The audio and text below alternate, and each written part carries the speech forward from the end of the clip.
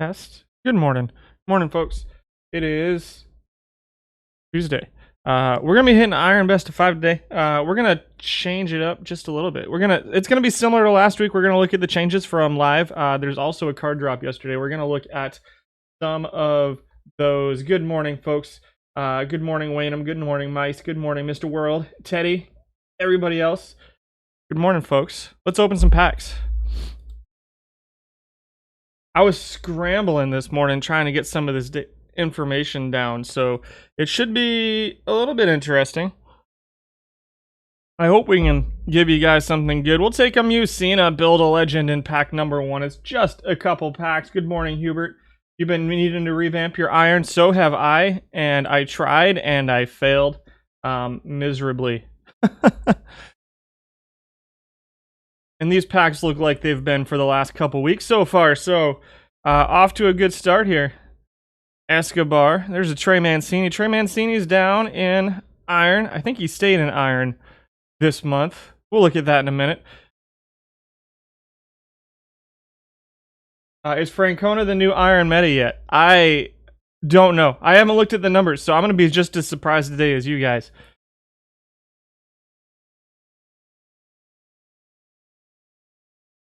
Holy smokes, guys. Bad packs. Francona does look good from what I saw, though.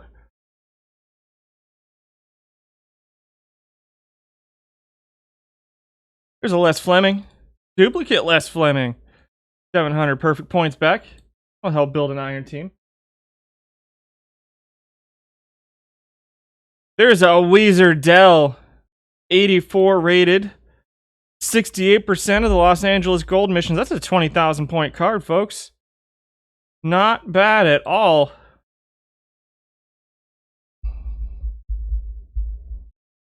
I did pull a live perfect. I pulled a...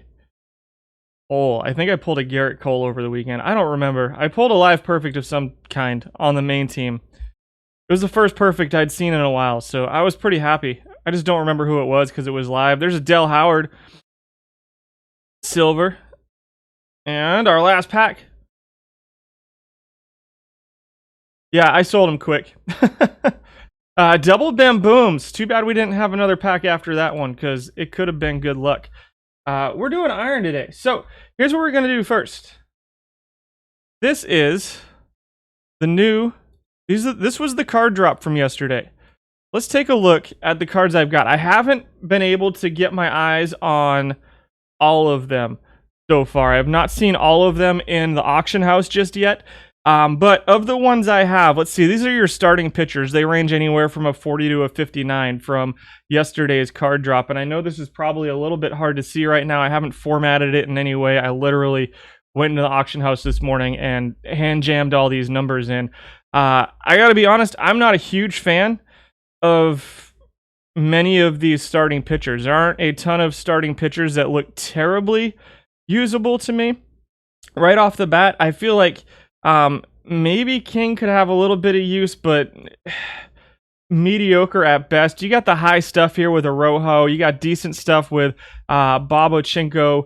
The high movement here in some of these 59 rated cards. So there's, if you start seeing a power injection here in iron, you can perhaps see, Chris George with a 72 movement, 42 control.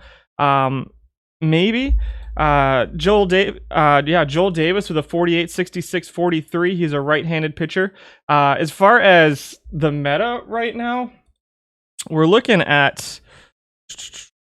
Let me check real quick. I'll just give you a quick spoiler. Number 9 is PJ Higgins. The meta right now is 54% right-handed hitters, 32% left, with 13% switch. So it's pretty heavy on right-handed. Sorry, 53, 32, and 13. So it hasn't changed much. Starting pitching has leaned a little bit towards righties over the last week or so. All time it was at 50%. This week it's been about 55% right-handed pitching. Relief pitching still at 76%. So one of the things I'm looking for in this is kind of these left-handed pitchers. And, perhaps this Pete Burnside as a lefty. I didn't get the splits on him. We've got Jim Rowland, who's got some slight splits versus lefties, and Chris George, who's got a little bit of a split versus lefties for the starting pitchers. Tyler Yates in cap tournament, 62, 49, 44. I could see it as a 40, yeah, for sure. I did not pull, what is it? Your stamina out of here. So let's look up that Yates and see if we can't see what his stamina is. This was just kind of a spur of the moment thing that I was like, yeah, he's not even available right now. So yeah, Yates could be, these 40 rated starting pitchers could potentially be cap tournament fodder for you as you start filling your high cap tournament teams. Not something I spend too much time on here on this stream. There's way smarter people than me that do cap stuff, but something I might look at someday. So Yates may be in there. Daniel Garibay may be a guy that can fit in there. You got the 41 and a Jack Banta too, who's got the 65 movement. So if nothing else, maybe he can avoid some of those home runs that the higher rated hitters get in cap tournament formats. But I don't see too many really, really good options for starting pitchers in open iron just off the bat. Again, there's a whole bunch in here that I haven't actually seen yet, so I could be way off base on those, especially there's two more 59s that I haven't even seen yet, in the Cody Reed and the Carl Doyle. So maybe they're out there and maybe they're usable.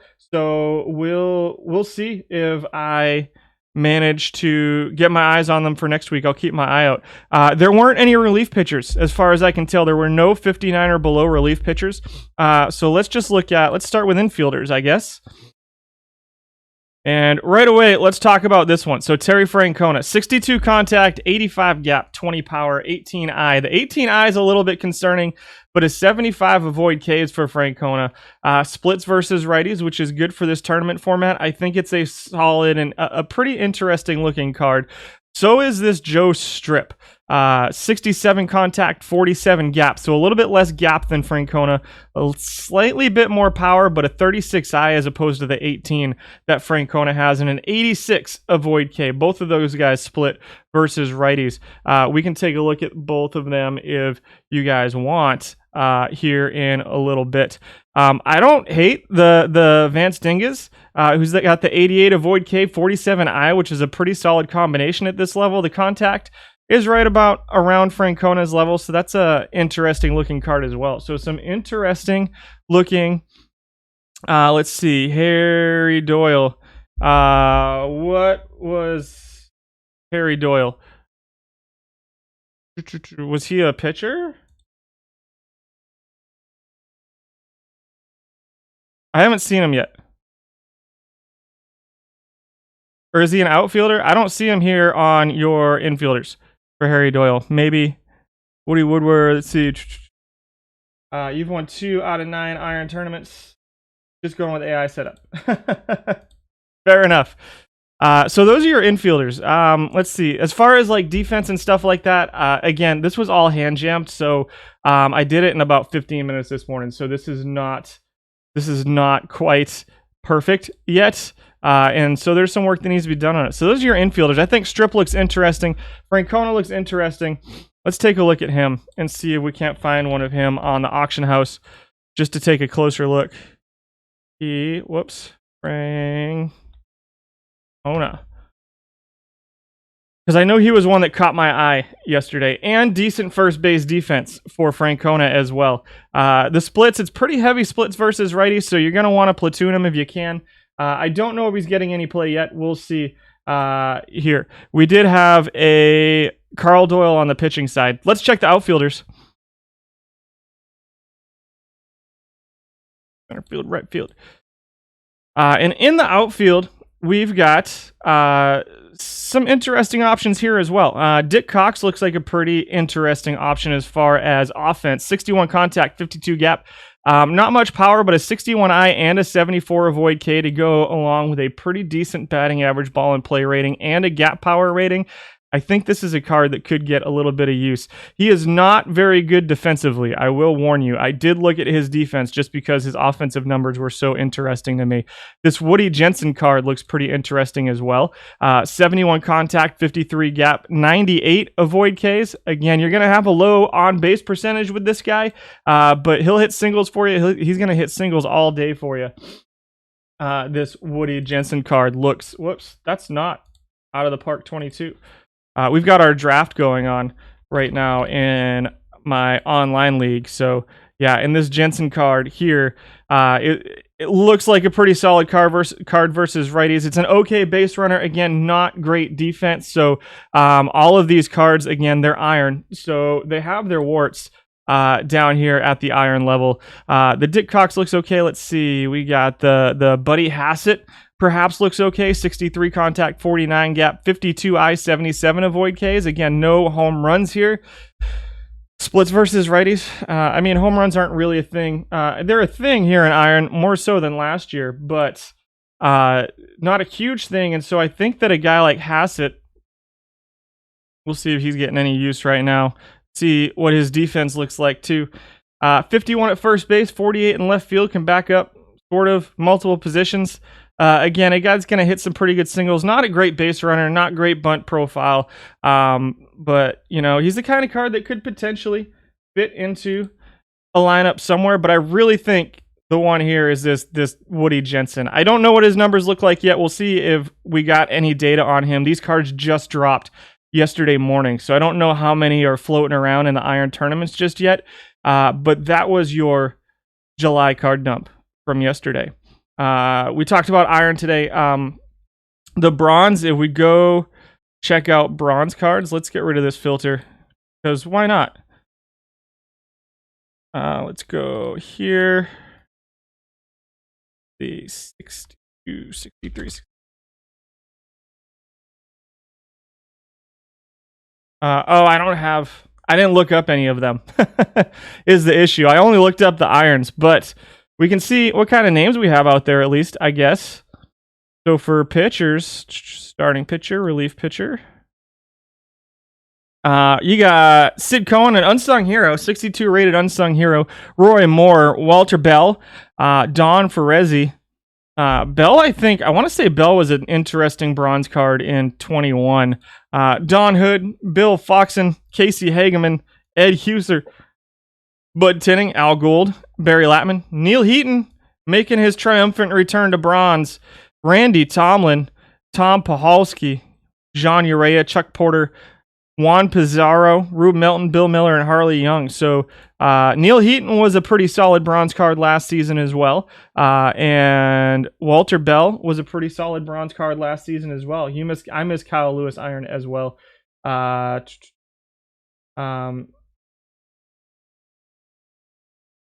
Looks like just listed Woody Jensen. Yeah, Woody Jensen looks good. You miss Kyle Lewis. I miss Kyle Lewis too. I wish he was back in iron. Well, let's see. Catchers and infielders for bronze. Again, I have no data on these guys. I don't know what that is. That is a typo, is what that is. First base, second base. No new shortstops.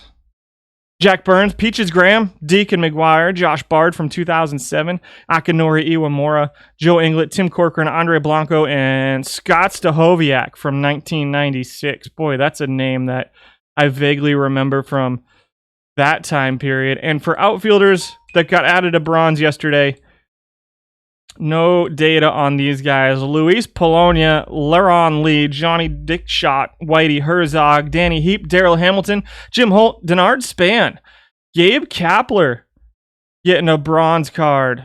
We're gonna check that one out because he was a almost usable bronze card last year. Let's see if we can find a Kapler.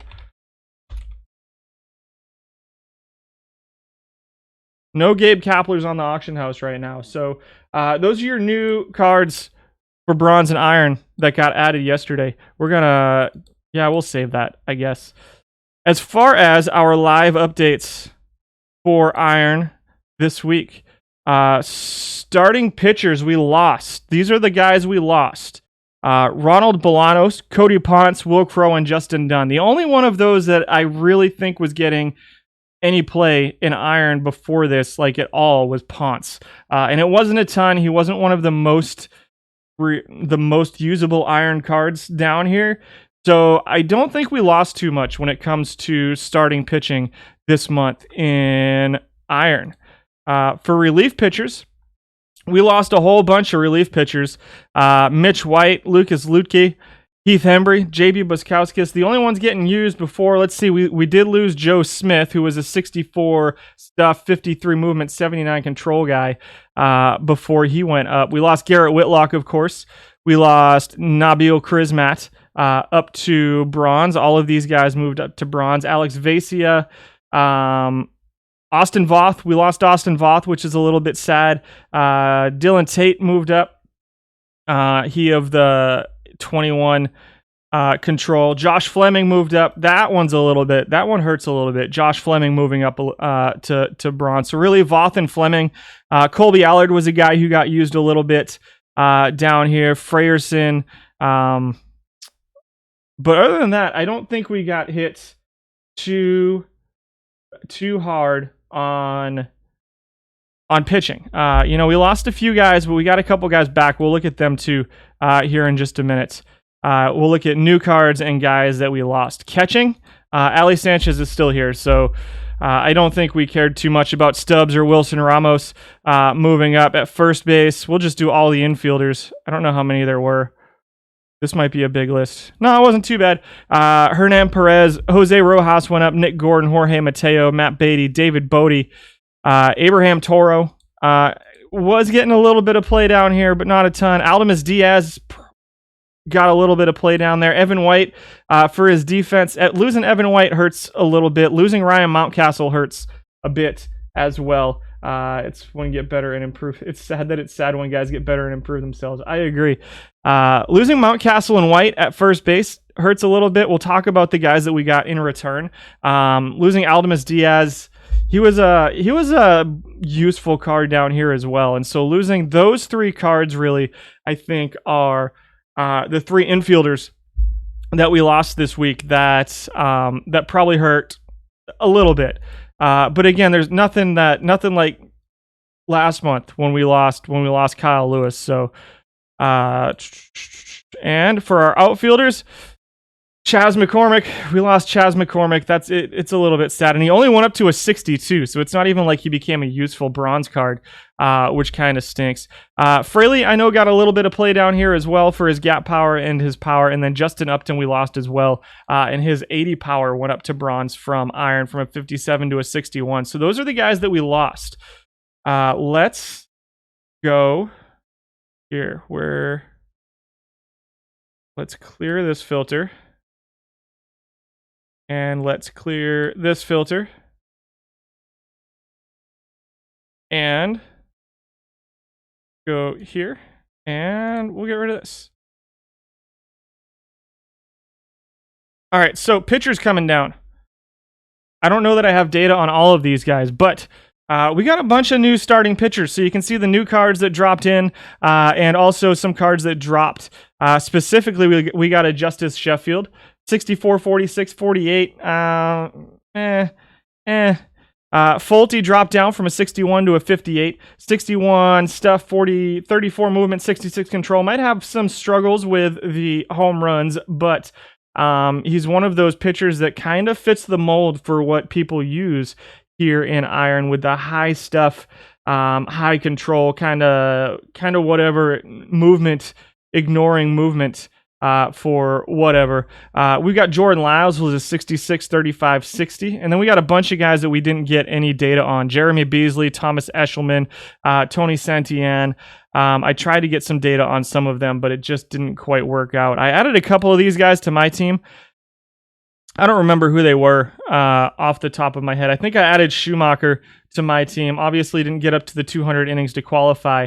The big guy that people are using right now, Nick Tropiano, is getting quite a bit of play. Dropped from a 66 to a 58. 70 stuff, 62 control, 43 movement. Looks like a card that might be useful. So we'll see if he is getting any actual good results here. Huge drop for Jesus Luzardo. Drops from a 73 all the way to a 49. 72-33. The 55 control is a little bit concerning. I like to start at about 60 control, but with that kind of stuff, might be worth looking into. Let's see, other relief pitchers. I don't really see anybody else. Vlad Gutierrez might be a guy who is worth taking a look at. If you want to go full control, Griffin Jax is a guy who might be worth taking a look at as well. So it looks like he might have gotten some play this week, just not enough to get there on the because of the way stuff is sorted for the pitchers. He would need 200 innings pitched to show up there. Let's check the relief pitchers. Let's see, relief pitchers and closers all at the same time. Holy smokes. There's a lot. Guys getting used right now are Adam Simber came back down. Welcome back, Adam Simber, from your bronze relegation. We're pretty happy to have him back. He was a guy who was useful. Very good movement and very good control for Adam Simber. 658 innings for high stuff Zach Birdie, who dropped back down to bronze, or to iron from bronze, a 67 to a 59. Those are the only two relief pitchers who got a ton of use. I'll tell you what, Justin Miller looks like a guy who could be usable. 84 stuff, 69 control. Really low movement, so keep that in mind. You're going to want to set him to pitch around all the time. Stefan Crichton might be a guy. 58, 62 stuff in movement with 57, just kind of, straight across the board. 70, Josh Osich with a 70 stuff, 47 movement, 66 control for Josh Osich. Nice. Perfect, Johnny Vandermeer. Congratulations. Your first perfect. Congratulations. Always a nice feeling. I don't think the rest of these guys look terribly useful. I really think that Osich card could be handy. We might take a look at him just to see what he looks like. The Justin Miller card looks like he could be interesting. Everybody else kind of doesn't look all that interesting to me. Let's take a look at this Osich card and see if we can't find it on the auction house.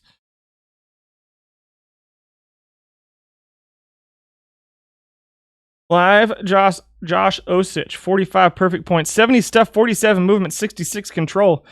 Very little splits to speak of. 5 points versus left-handed batters of stuff, 2 points of movement. So a little bit of a split, not a huge one. 75 cutter, 59 slider, 54 changeup. I think that could be a usable card down here in iron. Let's check our new catchers. Did we gain any catchers? Austin Wins, Jose Lobaton, and Kyle Farmer. None of them look terribly useful to me. I don't have defense here. I didn't pull defense. 1,500 plate appearances for Kyle Farmer. Let's check him out. So people like Farmer. Let's see if there's any of him available. I do have one. Kyle Farmer could be interesting from a he plays anywhere standpoint. So if you're running that, that high defense catcher to start, and you want Farmer to start every 3 or 4 games at catcher, could potentially be interesting. But I think second base, third base, shortstop, first base is really where he becomes interesting. So there you go. The batting ratings are a little bit underwhelming to me, but I don't think he's unusable. It's just he's just kind of good across the board. Nothing sticks out, but nothing looks awful about him. Lobaton and Wins aren't getting any use right now. Not even 26 plate appearances for Wins. So we'll see what his use is. There is one. Oh, I don't even have this card yet. See, now he looks like he could be potentially usable. 52 avoid Ks, 54, 51. He's not going to hit well. The defense, it is what it is. 65 ability, 67 arm, 71 catcher. I think that, if you're trying to run defense anyway, you're probably better off with the Ali Sanchez or the Jeff Mathis, because you're not going to get any offense out of them. You're not going to get too much offense out of this guy either. But, maybe worth a shot. Infielders? Let's do them one at a time, because there might be a lot. Or there will be like 4. Trey Mancini dropped down, 60 gap power, 56 contact, 42 avoid Ks for Mancini with 68 power. Mitch Moreland dropped down. I'm trying him out. I've been giving him some plate appearances to see what we can get him. We'll see where he falls on the list today. 46 contact, 53 gap, but a 74 power with a 60 I and a 42 avoid Ks from Moreland. Also can pitch 1 stuff, 1 movement, 1 control. 683 plate appearances. Might be all mine for Moreland. Chris Gittins and Lars Nootbaar, I looked at them, wasn't terribly interested in them. Off of the Myers was a monster for you and Saturday Iron Warriors. Let's take a look at him. Well, we'll see if he pops up today. Second baseman, Andy Burns, Sergio Alcantara drop in 70 avoid K, 60 I for Alcantara. 245 plate appearances. I think I added him to my team, so that's probably all my plate appearances for him. Josh Harrison drops down from bronze to iron, a 60 to a 59. Getting a little bit of play, 606 plate appearances. We'll see what he gets. He's a 54 contact, 49 gap, 45 power, 45 I, 58 avoid Ks. Across the board. Ernie Clement got 21 plate appearances with his 98 avoid K and 56 contact. Let's take a look at him as well. And Louis Rengifo drops down from bronze to iron as well, getting quite a bit of play. Let's check the 3 of those guys out. I'll move that over there. Let's check out Harrison first. Josh Harrison. Decent at second base, at third base. Hits versus lefties, 57 contact, 62 avoid Ks versus lefties. Decent speed, okay base running, good sack bunt, good bunt for a hit for Harrison. I think he's a perfectly usable card. I don't think it's necessarily one that you have to have in order to compete in Iron, but I think it's one that could potentially help your team out. Let's check out Sergio Alcantara. So this is the one, 72, 64, avoid Ks and I. The batting average ball in play is a little bit low. There's not a lot of power, but he does play second base and shortstop, and he plays them reasonably well. 71 range, 62 infield error, 89 arm, 69 turn double play. It's not a terrible shortstop rating card. We'll see if he pops up again. He's not going to because he only got 200 and something plate appearances, but he's a card to keep your eye out on. He is a 52 rated card. I'll take a look at the end and see what I have on him in those 200 or so plate appearances. And then Rengifo, who was fraying my nerves playing against the Red Sox last night. Splits versus righties, good gap, good eye versus righties, not a ton of contact or avoid Ks, good speed, decent second baseman, decent shortstop rating here in Iron. So Rengifo might be a card that is potentially usable as well. We may see him on the list. 1,700 plate appearances for Rengifo. So Brother Blues says, tested a clone league. Every player was a clone and every pitcher was a clone. Every team had some locked strategy. Only difference was 5 teams had pitcher on max, 5 had it at mid, and 20 teams had it mid after 300. There was no discernible difference in home runs between the teams with the different settings. Interesting. The idea behind pitch around is it benefits certain types of pitchers, though, which the clones wouldn't test. Yes, I agree. What were the ratings? So pitch around has, stamina is important there as well. And just out of curiosity, what were the ratings on those clone pitchers?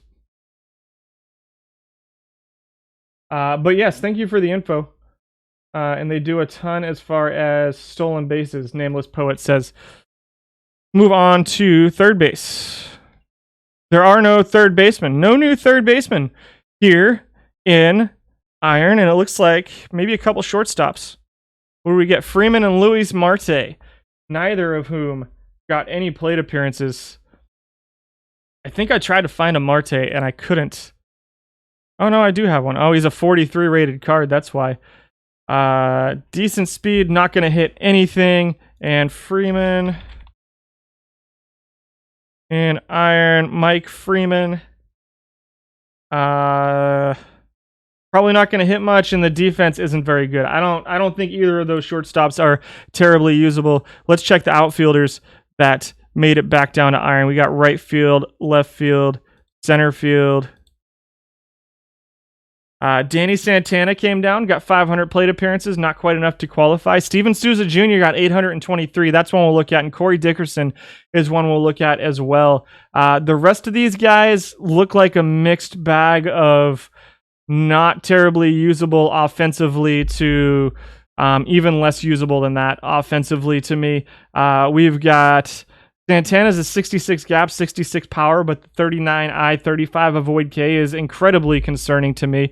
Brian Goodwin was 76 and 65, 56 I, but a 26 avoid K is really scary. Jankowski with a 46 contact, 37 gap, 61 I, 45 avoid K, no power. I think he plays a little bit of defense. But Dickerson getting some use, 1,400 plate appearances, and Steven Souza Jr. getting some use. So we'll look at both of those guys, and then we'll start getting into the stats for you guys, since that's what you guys come here. You don't come here to see me wax poetic about these guys. Steven Souza Jr. is a decent enough right fielder with a solid eye and a little bit of power versus right-handed pitching.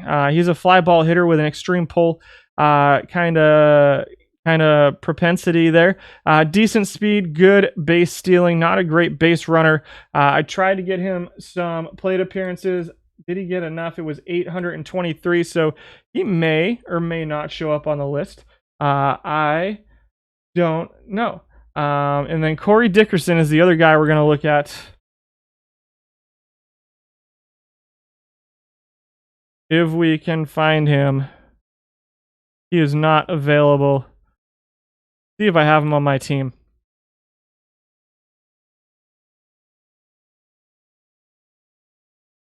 All outfielders. Go clear filter. Okay. And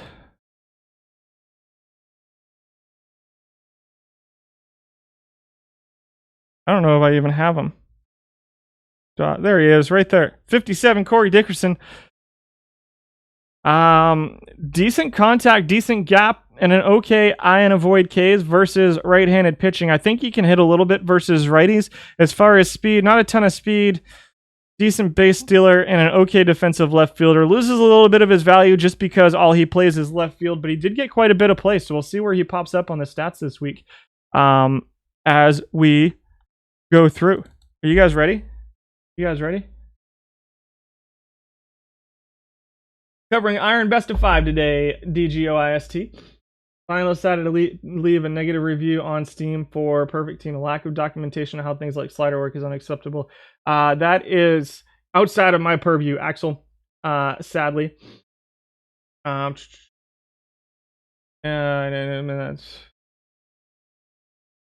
lowering the pitch count has benefits too, keeps them sharper but fewer innings. Yeah, pitch count has something to do with it. There's a lot that goes into it. I'd be curious to see the. Let's see. Did you talk?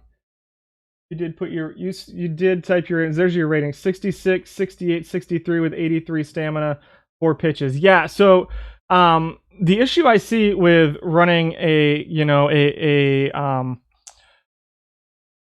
like a test sim like that is that's not really the kind of pitcher that pitch around is going to affect very much.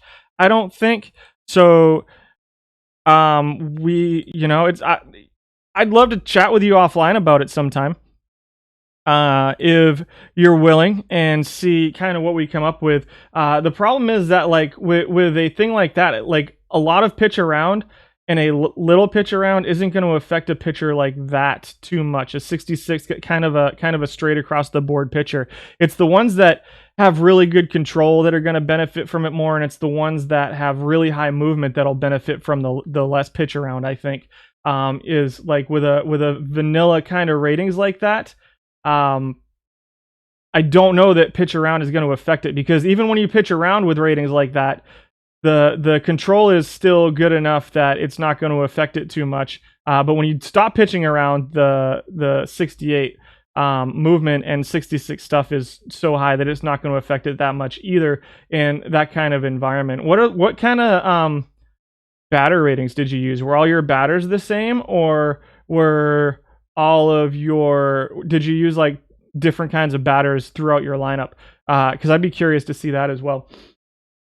If you want to show me, like shoot me on Discord or something, like a screenshot of what your actual like team builds looked like, and then maybe I'll try to take a look at it. I'm gonna be super busy this week, but I will try to take a look at it. Catchers. PJ Higgins comes in at number 9. He's kind of middle of the pack defensively, middle of the pack offensively. 7th in batting average at 215, 314 slugging. Got 1,837 plate appearances. He was one of the new cards at the tail end of last month, I think. And so had 1,860 plate appearances all time. Had 23 plate appearances before this week.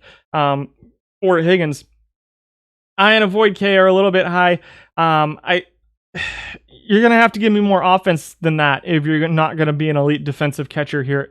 I won't say elite, but if you're not going to be a really good defensive catcher here in Iron, I appreciate the people getting me data on PJ Higgins, but I don't see this card being terribly useful, usable going forward. He does play, he can fill in at first base and third base, so something to kind of keep in mind. I know they're super low rated, a 9 first base rating and a 10 third base rating, but the ability to plug like that can help sometimes, potentially for PJ Higgins. It is an interesting utility role, but I don't really love this card. Number 8 is Kyle Farmer, who's 7th defensively and 4th offensively, giving us a little bit more offense than Higgins, which is interesting because I actually think Higgins' ratings look slightly better. Farmer does give us a little bit more power than Higgins does. 13 home runs per 600 plate appearances, which is not awful here in Iron. That's 3rd among catchers. Batting average at 227 is 2nd among catchers, which is hilarious. There is just not a lot of offense here at catcher in Iron. We only had 9 qualify too, so keep that in mind. And most of them are live. You got the Sal Yavars on there and the Glenn Borgman on there, are the only 2 non-live cards who qualified for catching this week. And I think we can just kind of burn through these for the most part because we have a pretty good idea of who people are going to use at catcher. As well. Farmer, very similar to Higgins. Defensively, a little bit worse. Offensively, a little bit better, I guess, for Farmer. But again, the defense, Farmer is more interesting to me because he can actually play some second base and some third base and some shortstop and a little bit of first base. So that's what makes Farmer kind of interesting to me, is that you could plug him in as a backup wherever you want and then get a straight platoon at really any position you want for Kyle Farmer. So that's what makes him interesting to me. I just don't know how much value you're actually going to get out of him using him like that, because I think there are other options that can give you some pretty good similar kind of positional utility to Kyle Farmer, while also giving you a little bit of offense as well, because these numbers, while they look okay among catchers in Iron, are simply not very good. You can ignore that catcher ERA too because of all that, because he plays so many different positions. Jeff Mathis is rating out as the number 1 defensive catcher, but he is really, really, really, really bad offensively. Like maybe the worst offensive card in all of the game, perhaps. Maybe completely the worst offensive card.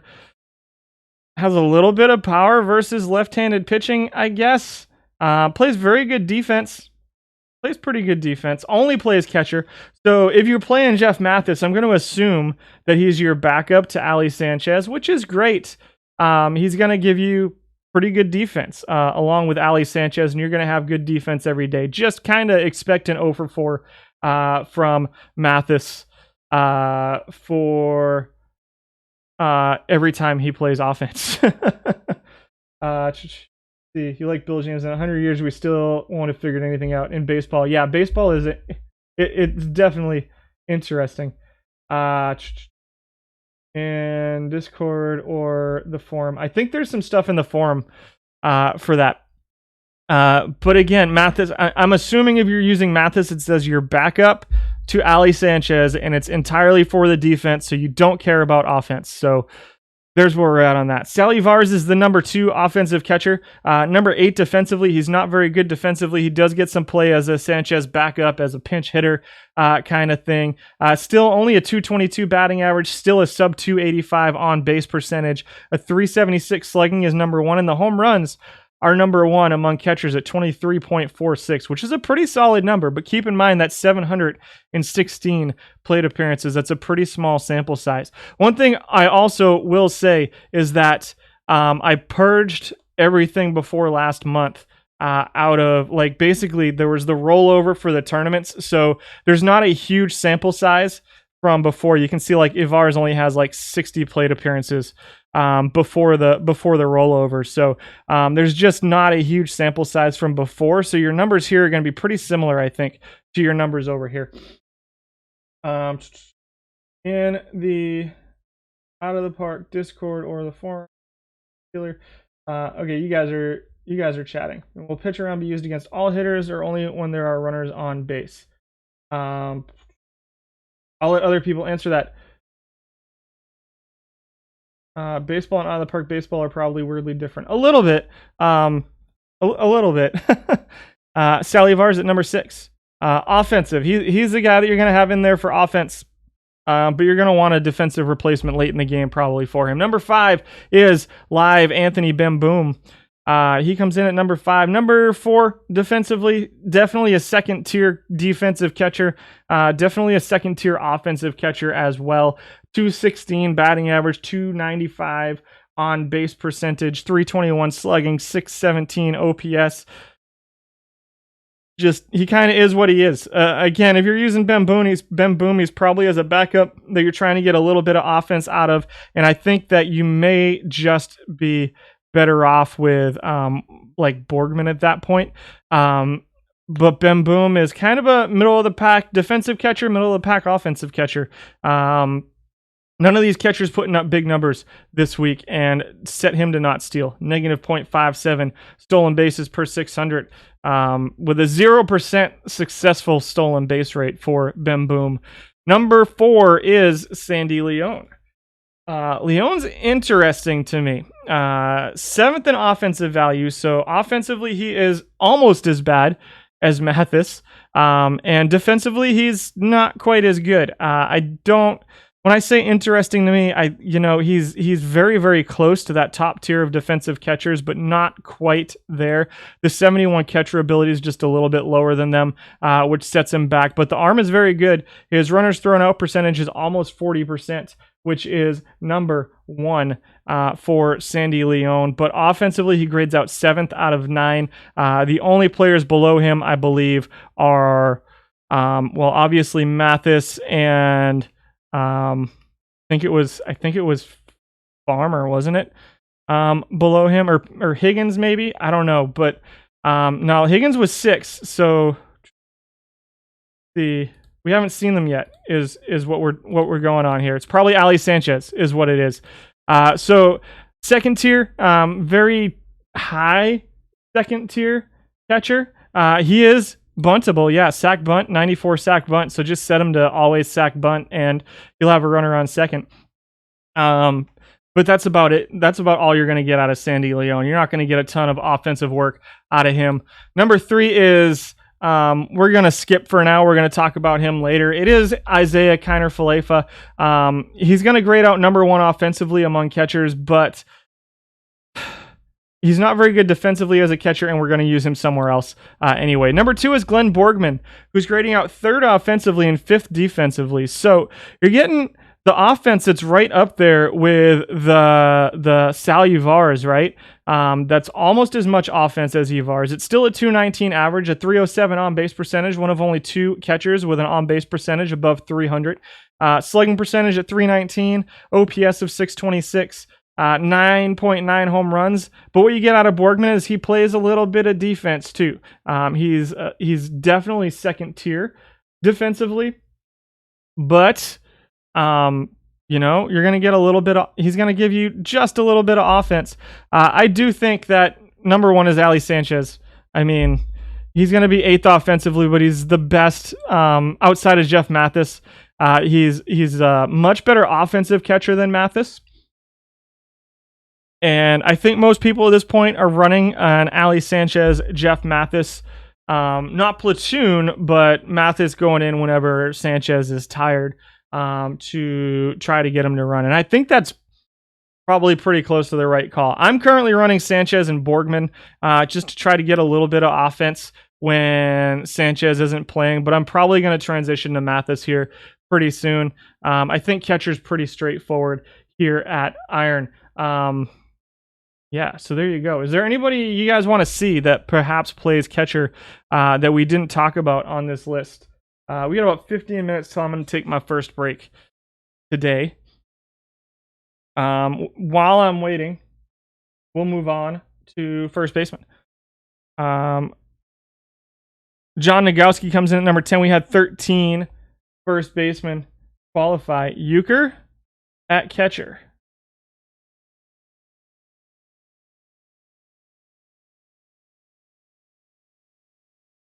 I got nothing. Not even a single plate appearance for him.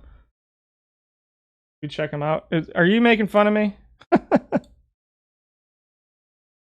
There isn't one, is there? First baseman Nagowski comes in at number 10. 1,600 plate appearances for Nagowski. 13 qualifiers over our time period. Yeah, I don't see him.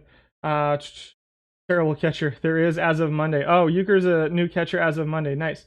The new 40 Euchre from the fan request. Gotcha. So it's one that I missed in the dump. I didn't see it. Was that Thursday's stream or Wednesday's stream? He's horrible. I want to take a look just because. Bob Euchre. Here we go. Selling for $236. 26 catcher defense, 39 ability, 35 arm. I mean, he's got a little bit of power versus left-handed pitching, guys. You know, I don't think he's usable. I don't think this card's usable, especially since there's so few left-handed pitchers right now. But yeah, that's not one that I would play very much. Brings a lot to the clubhouse. Nagowski at number 10, grading out 9th offensively, 8th defensively out of our 13 qualifiers this week, is number 1 in batting average with that solid 74 avoid Ks and 53 contact with a little bit of gap. Not a lot of power for him. Only 11 home runs per 600 for Nagowski has him 11th out of our 13 first baseman. He is a 55 rated card overall. Try not to have him steal. 33% stolen base percentage for a negative 0.36 steals per 600 right now. Doesn't strike out. 65 strikeouts per 600 is a pretty low number here in Iron. And 72 walks per 600 is pretty solid too. Number 1 in average, number 2 in on-base percentage. Defensively, he's around 8th. But I mean, the first baseman outside of the ones who are really bad and really, really good are kind of all interchangeable defensively for you at first base. Nagowski does play a little bit of left field as well, so keep that in mind. He's one of those guys that you can use as a interesting utility player. Splits a little bit versus righties, but not a ton.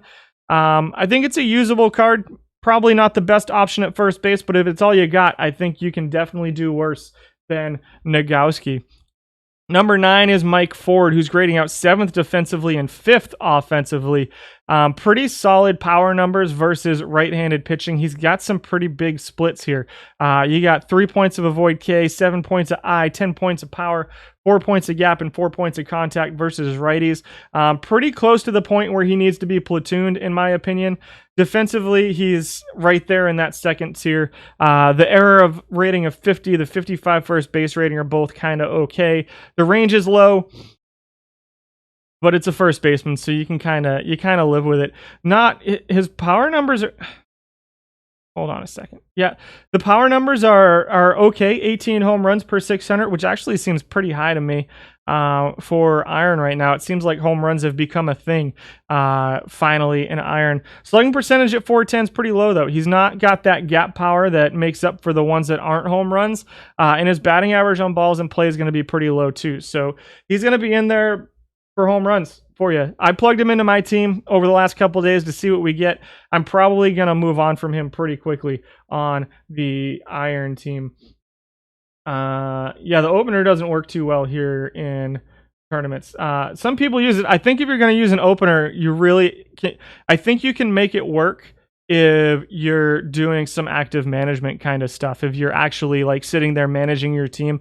But other than that, if you're just letting the computer run your tournaments for you, the openers, it doesn't work real well here in the tournaments right now. Steve Balboni comes in at number 8. He's grading out second offensively. He is terrible defensively. Perhaps as a designated hitter versus lefties, 34 home runs per 600 over 845 plate appearance sample size. Number 1 in OPS, number 1 in weighted on base average for Balboni, but again, pretty small sample size for him here. Didn't even make it into the top 10 of players being used as a first baseman. But number 2 in WAR somehow at 3.91. He is just bad defensively. A 27 error rating with a 28 range are just kind of atrocious for Balboni. If you're going to use him, he's a designated hitter. You got 11 points of power, 8 points of eye versus lefties, and 3 points of gap, 3 points of contact, and 2 points of avoid K versus lefties. So I think that in the right lineup, Balboni can be a useful designated hitter versus left-handed pitching, but I think it really has to be the right lineup. I think that his the amount of strikeouts and the amount of non-home run outs that you're going to get out of Balboni are probably going to hurt your team almost as much as the home runs help in a lot of places. Number 7 is Zimmerman, who splits versus lefties and can play a little bit of defense. 5th defensively, 7th offensively for Zimmerman. 24 home runs per 600. He's another guy that, maybe your platoon with Mike Ford so far is a guy that we've seen who can hit versus righties. Again, I think I'm moving on from Mike Ford pretty quickly. I'm running Zimmerman out there right now as well, and I think he's kind of okay. A middle of the pack first baseman. He's a 55 overall, 251 average, 317 on base percentage, 441 slugging, 757 OPS with 24 or so home runs per 600. Strikeouts are a little bit of a thing for him. Walks aren't really a thing for him. He really does have to be platooned to get the most out of him, really to have him be effective. And I don't know how much of this is my team platooning him because I'm using him in a straight platoon versus lefties. I don't know how much these numbers are being affected by him not being platooned. So I like his ratings versus left-handed pitching. I think he's a usable card, but again, not a card that necessarily has to be in your lineup for you to be competitive. Number 6 is Jay Bruce, who also plays left field and right field. I don't think Zimmerman played anywhere else. He does not. Only first base for Zimmerman. Jay Bruce plays a little bit of left field and right field as well. His highest rated position is first base. And I have to say, if he was listed as a first baseman, he's probably a 60 rated bronze card just because of that first base rating. The range might drag him back down to an iron, but it's an interesting card for sure. Home runs, 26 home runs, splits versus righties. You got 16 points of power, 13 points of gap, 14 points of eye versus righties, as well as 6 points of contact and 3 points of avoid K. So maybe this is your first base platoon with Ryan Zimmerman if you so choose. For Jay Bruce, he comes in at number 6. 9th defensively, not great defensively. Number 1 offensively among first basemen, over a 4,000 plate appearance sample size. Only 1,700 of those as a first baseman, so he is getting some play as a left fielder and a right fielder as well for Bruce. Number 6. Number 5. Proven winner. Our first proven winner alerts at first base is Yandy Diaz. Splits versus lefties, very good eye versus lefties, 11 points of eye, 1 point of contact. Gap actually splits towards righties. Power is towards lefties by 1 point, and 2 points of avoid K towards lefties as well. Diaz grades out third defensively, grades out eighth offensively, but is number 1 in on-base percentage among first basemen. Number 1 in walks and number 4 in strikeouts. So the ball's going to be either in play or he's going to be on first base. So steals are better than platoons are better than openers. You set up the opener lineup this week when you ran into some teams that used it. Works well with an aggressive pinch hitting strategy for teams up platoon. Interesting. Handle any pitching change on both sides. Currently 26-5 in gold, so you'll be back 26-5. Goodness gracious. And so Diaz at number 5. Number 4 is Edwin Rios. Number 1 in home runs, 34 home runs per 600 for Rios, but that's about all he does. 242 batting average, is sub 300 on base percentage for Rios. He is pretty good defensively and gives you a lot of home runs offensively. So number 1 in slugging, number 4 in weighted on base average, still number 3 in OPS. That on base percentage is really, really low. He will strike out more than any other first baseman and walk less than all of them except for 1. Number 4 in runs created per 600 for Edwin Rios. He comes in at number 4. Good defense with some pretty good power. Number 3 is Josh Fuentes, grading out second defensively, but 11th offensively. Third in batting average, which is interesting. Splits versus lefties. So if you can platoon him, you may be able to get a little something out of him. 12th in on-base percentage at 306. Goodness gracious, Rios' on-base percentage is so bad. 306 on-base percentage for Fuentes, 429 slugging, 734 OPS, 8th in runs created at 78. But he's going to give you a little bit better defense than some of those other guys, and he can play some third base for you as well. So Fuentes comes in at number 3. Number 2 is Mitch Moreland, who can mash versus righties. This is the guy I'm platooning with Zimmerman right now. Or I did, and then I took him out, and I should have stuck with Moreland. Moreland with 29 home runs per 600. 238 batting average is pretty bad, but the on-base percentage is pretty decent at 319. Slugging percentage of 453, OPS of 772, weighted on-base average of 339. Number 1 in WAR among first basemen for Mitch Moreland. I think 4 WAR is exceptionally high. I think over a larger sample size, that number probably comes down to something more realistic, like a mid to high 2s. But I think Moreland can hit versus right-handed pitching for you. He did drop from bronze. We looked at him in the opening this week. I mean, I wouldn't steal bases with him, but he's been successful on the one that he tried. Middle of the pack in strikeouts and walks, in both strikeouts and walks, and third in runs created per 600 plate appearances. Right in the middle of the pack defensively, but again, all these guys in the middle are kind of interchangeable. His error is a little bit low for me at first base at a 45. I'd like to see it about 5 points higher, but you got to take what you can get here in iron. Mitch Moreland comes in at number 2. Number 1, I have no idea. Number 1 is Taylor Jones, and it's all defensive, all right? So he's way better than all of the other first basemen defensively now. It was Evan White. Evan White was pretty good defensively. Jones is just not great offensively. The nice thing about him is that he doesn't have huge splits like some of the other guys here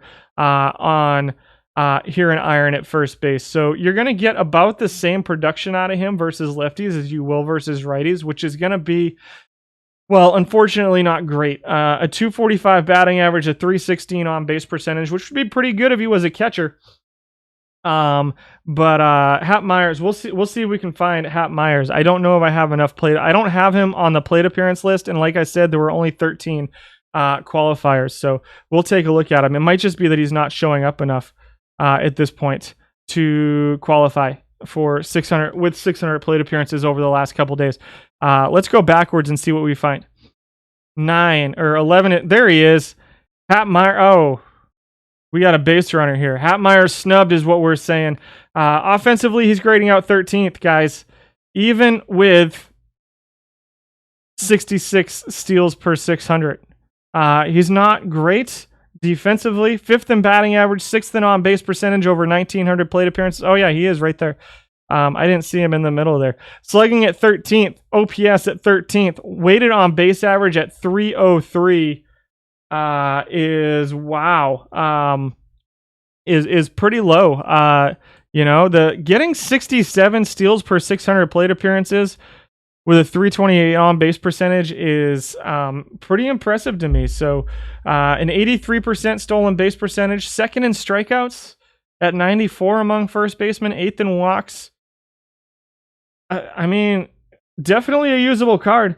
Definitely a usable card. I think.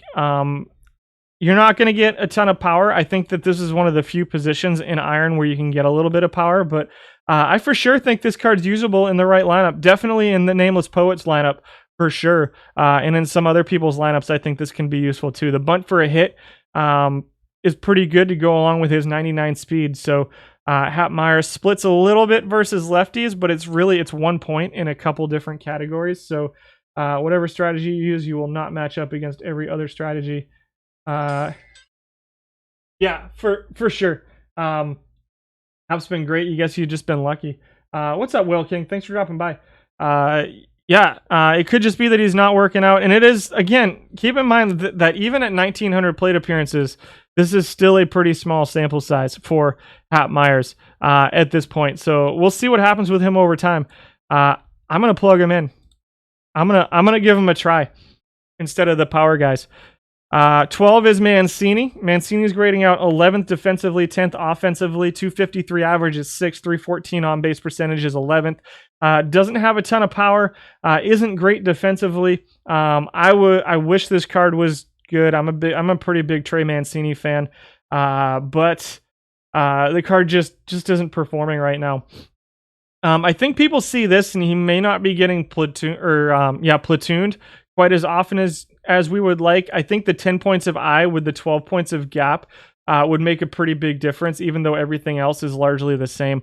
But he comes in at number 12. And 13th out of 13 is Josh Naylor, who also happens to be a proven winner. So it just goes to show you that my proven winner stuff is definitely not predictive in any way, shape, or form.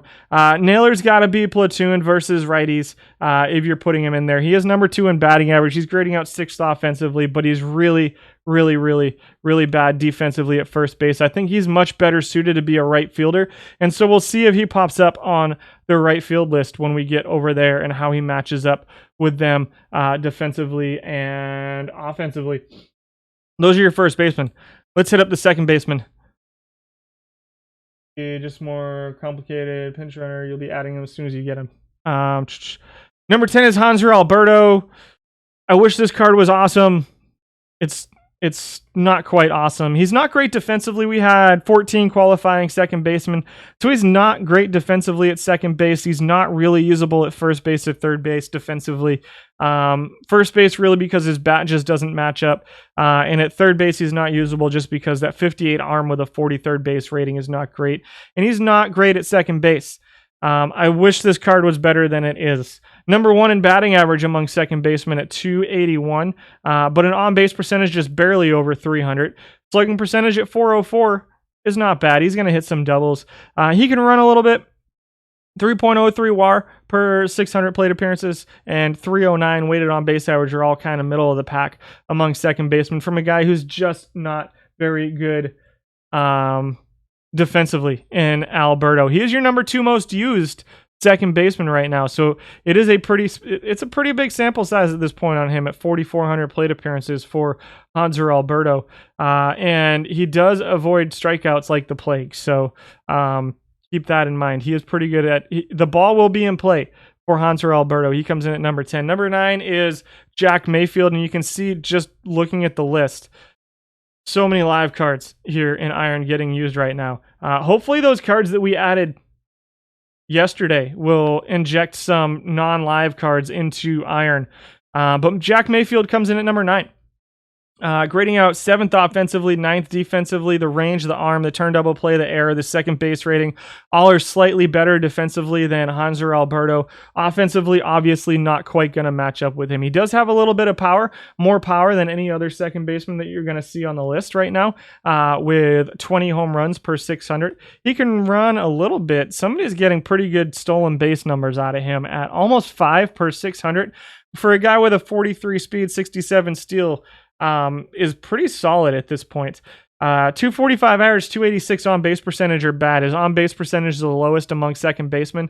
411 slugging, 697 OPS, 305 weighted on base average for Jack Mayfield. Middle of the pack bat, middle of the pack defense at second base. Number 8 is Josh Harrison, who just dropped down from bronze. 606 plate appearances, just made the cutoff. Plays second base, kind of. Plays third base, not really. 11th defensively among second basemen. His rate stats look pretty good. 4th in average, 3rd in on-base percentage, 5th in slugging, 3rd in OPS, and weighted on-base average. But the WAR is a little bit low, and that just goes to show you that he's not very good defensively. Offensively, he's ranking 3rd among second baseman. So 11.88 home runs per 600 for him, which is 4th, and 0 steals, a 50% stolen base percentage for Harrison, which is pretty bad. Interesting. Feels like maybe some people are running him with his steal set just a little bit too high. But again, really small sample size on him. To keep that in mind, I think those offensive numbers may drop just a little bit for Josh Harrison over time. He is number 1 right now in runs created per 600 at 76.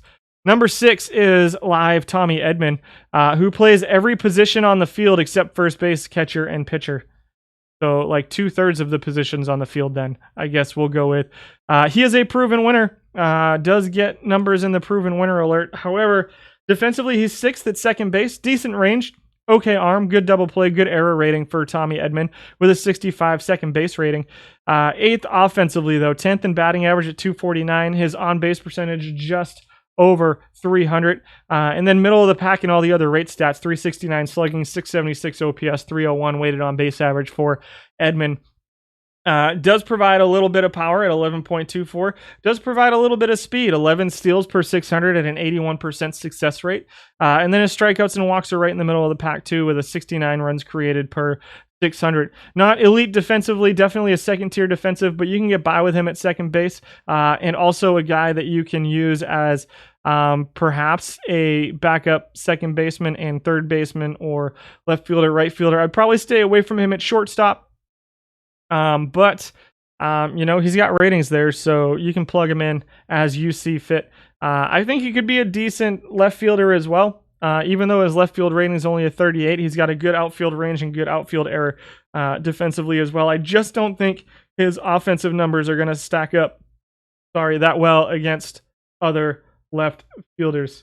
Have a good one, Rez. Number 6 is Joe Panic. Panic splits really, really heavy versus righties, so he's going to have to be in a platoon of some sort, but if you can platoon him, he's probably going to give you pretty decent offensive numbers. He grades out 8th defensively with a 60 range, 60 second base rating, and a solid 72 error rating for him. Batting average is middle of the pack, but on base percentage is number 2 among second basemen at 333. It's a little bit empty because it's a pretty walk heavy on base percentage, and he doesn't really run that well, but it's there. 693 OPS is 6th, 313 weighted on base average is 4th, 3.3 WAR per 600 plate appearances. The problem with Panic is that he only plays second base, so he's going to be a straight platoon playing only second base, which to me, unless you have interesting guys elsewhere that have really interesting combinations, like perhaps the catcher that we talked about earlier, Panic loses a little bit of his value just because he does need to be platooned. It's a shame they didn't update his fielding position. If he had any other fielding position, I really think this would be a really, really solid card. But since he's just second base, it's the nice thing is it is versus righties. So at least he's going to play like 60% of the time. He's going to be the heavy side of your platoon here in Iron for you. But 72 runs created per 600. I think it's a useful card for what it is. You're just going to have to be able to plug and play other guys elsewhere for Joe Panic at second base. Number 5 is Kevin Newman. Like, even if it was this, even if he had a 57, Newman is potentially your platoon split with Panic. He's got a 51 contact, 52 gap, 82 avoid Ks. His splits aren't as pronounced, but he's not that great offensively anyway. He is grading out third defensively among second basemen, but just 10th offensively, a 252 average, an on-base percentage barely above 3, slugging at 360, OPS at 664, both 9th. 10th in weighted on-base averages, sub 300 weighted on-base average is pretty bad for Kevin Newman. He's a decent, not elite second baseman with a decent, slightly lower than average bat, I would say, at second base. Does give you a little bit of speed, but 11th in runs created per 600 out of 14 at second base for Kevin Newman. I used him for a little bit. I moved on from him, I believe. I don't know what I'm running right now. I'm going to be totally honest. Yolmer comes in at number 4. He grades out 5th defensively at second base, 6th offensively at second base. The rate stats look pretty good for Yolmer, for a guy who can play pretty good defense at second base. 261 average, 323 on base percentage, or 3rd and 4th, 6th in slugging, 7th in OPS, 5th in weighted on base average for Yolmer. Definitely a second tier defensive player at second base. It's kind of up to you. I know a lot of people run him at third base as well. It looks like most of his plate appearances come as a third baseman as opposed to a second baseman. Whether people are actually using him there or not, I don't know. He's got good sack bunt, good bunt for a hit, no splits whatsoever, so he can play every day for you and put up pretty similar numbers to what you're going to see. I like this card. I think it's a pretty solid card. Getting a ton of use still. And on the days he doesn't play, he can back up second base, can kind of back up third base. I actually lean towards him at second base right now just because I think you can coax a little bit more offense out of third base. But let's look at the third baseman before we make a final verdict on that. Number 3 at second base is Santiago Espinal, who is listed as the number 1 defensive second baseman. He's pretty high up on the shortstop list too, unfortunately. So you kind of got to make a decision on him, just like you do on Yolmer. Grades out 13th among second basemen, which is, not great. The rate stats are pretty bad. 246, barely over 300 on base percentage. If Espinal is in your lineup, it's probably for defense, and I'm going to guess that it's at shortstop. But he is a very, very good defensive second baseman as well.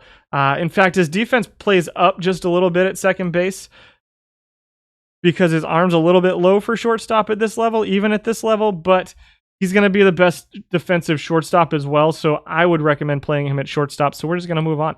Number 2 is a card I don't know that I've seen before, in Andy Ibanez, who's grading out 7th defensively at second base with a 58 range, a 61 second base rating, and a 59 arm, 66 error rating. Offensively, he's grading out 2nd right now. 2nd in home runs at 19.12, 257 average, 314 on base percentage, number 1 in slugging, number 2 in weighted on base average, and number 1 in WAR among second basemen. 4.29 WAR per 600 plate appearances for Andy Ibanez. That is kind of ridiculous. Splits pretty heavy versus lefties. What do we got? 7 points of contact, 4 points of gap, 7 points of power, 4 points of I, 1 point of avoid K. So I would call it moderate splits versus lefties. You're going to get definitely better play out of him if you are platooning him. And the nice thing is he can back up third base. Maybe as the weak side platoon with Panic here at second base.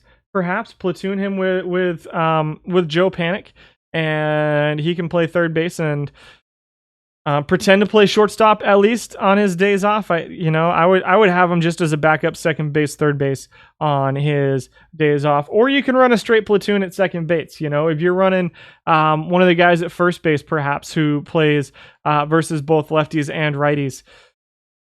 then maybe you can run a straight platoon at second base. My platoons tend to be at places where I'm going to get a little bit more offense than than you can out of second base. But Ibanez looks like an okay platoon option at second base that you're going to be able to get some pretty good offense out of versus lefties, and who won't be awful versus righties, I don't think either. But you'll get better numbers out against lefties for sure. Number one is interesting. Louis Rengifo comes out at number one. We saw him. He just dropped from bronze down to iron this week. He dropped a 258 batting average, a 336 on base percentage, a 397 slugging, and a 733 OPS to go along with a 321 weighted on base average. Very little in the way of splits. You got 1 point of contact, 2 points of gap, because math is really difficult. 1 point of power, 3 points of I, and 1 point of avoid Ks towards righties. I'm a little surprised at these numbers for Rengifo. I'm really surprised about the less than 50% stolen base percentage. That's bad for Rengifo, but he's given 12 home runs, seems really high. I suspect those home run numbers come down a little bit.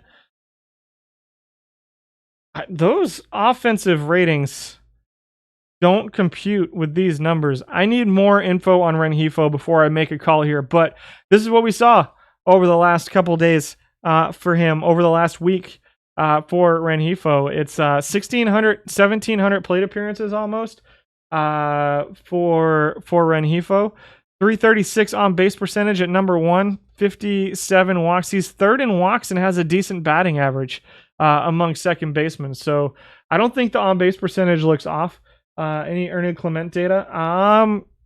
Let's see who our other four were, and then we'll see if we can find him. Ronald Torreyes comes in at number 11.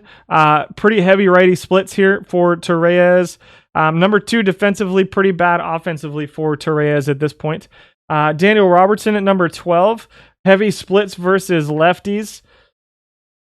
Number 9 offensively, number 10 defensively. Number 13 is Harold Castro, who's your 5th most used second baseman. 13th defensively, pretty bad range. The error, the second base rating, interesting.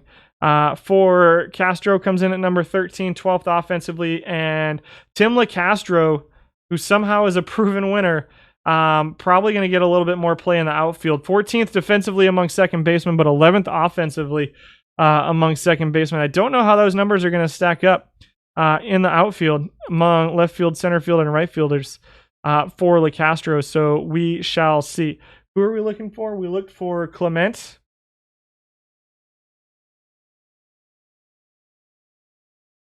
Ernie Clement, I had 21 plate appearances on. 188 batting average, 350 on base. What? A 188 batting average and a 350 on base percentage. Looking at 85 walks per 600. But again, 21 plate appearances for him. What's up, Johnny Balls? Good to see you. Notice some different ratings for Clement at second base. Third base, we had 11 guys qualify. Looks like we have a tie for the number 4 and 5 most used all time at third base. We're going to take a break after third base to refresh my coffee, as it is now 15 minutes past when I said I was going to take a break 30 minutes ago. Hanser Alberto shows up here as well at number 10. 8th defensively at third base, number 1 in batting average among third basemen. So if you're looking for a guy who hits singles and a decent amount of doubles and has pretty good splits against righties, Alberto might be your guy. If you're going to play him, I actually prefer him here at third base, just because I look at it as a little bit less important defensively than I look at second base, and I think his defense plays up here a little bit, even though he's only got the 43rd base rating and the 58 arm. I like him a little bit better here at third base than I do at second base for Alberto, but I also might be crazy. Number 9 is Gil Torres, who's grading out second defensively and 11th offensively. Splits a little bit. He's got interesting splits. So you got 10 points of gap versus righties, but you got 20 points of avoid K and 9 points of contact versus lefties. So I really think that Torres needs to be platooned versus lefties. Can you get away with him versus righties? Yeah, probably. I think an 81 avoid K with a 50 contact and a 51 gap will be okay offensively versus righties as well. Obviously, the rate numbers aren't looking great for him at this point. Over 1,300 plate appearances, 300 on base percentage, 327 slugging, 627 OPS, and a 280 weighted on base average are all dead last. Grading out 11th offensively among third basemen. The avoid K looks good.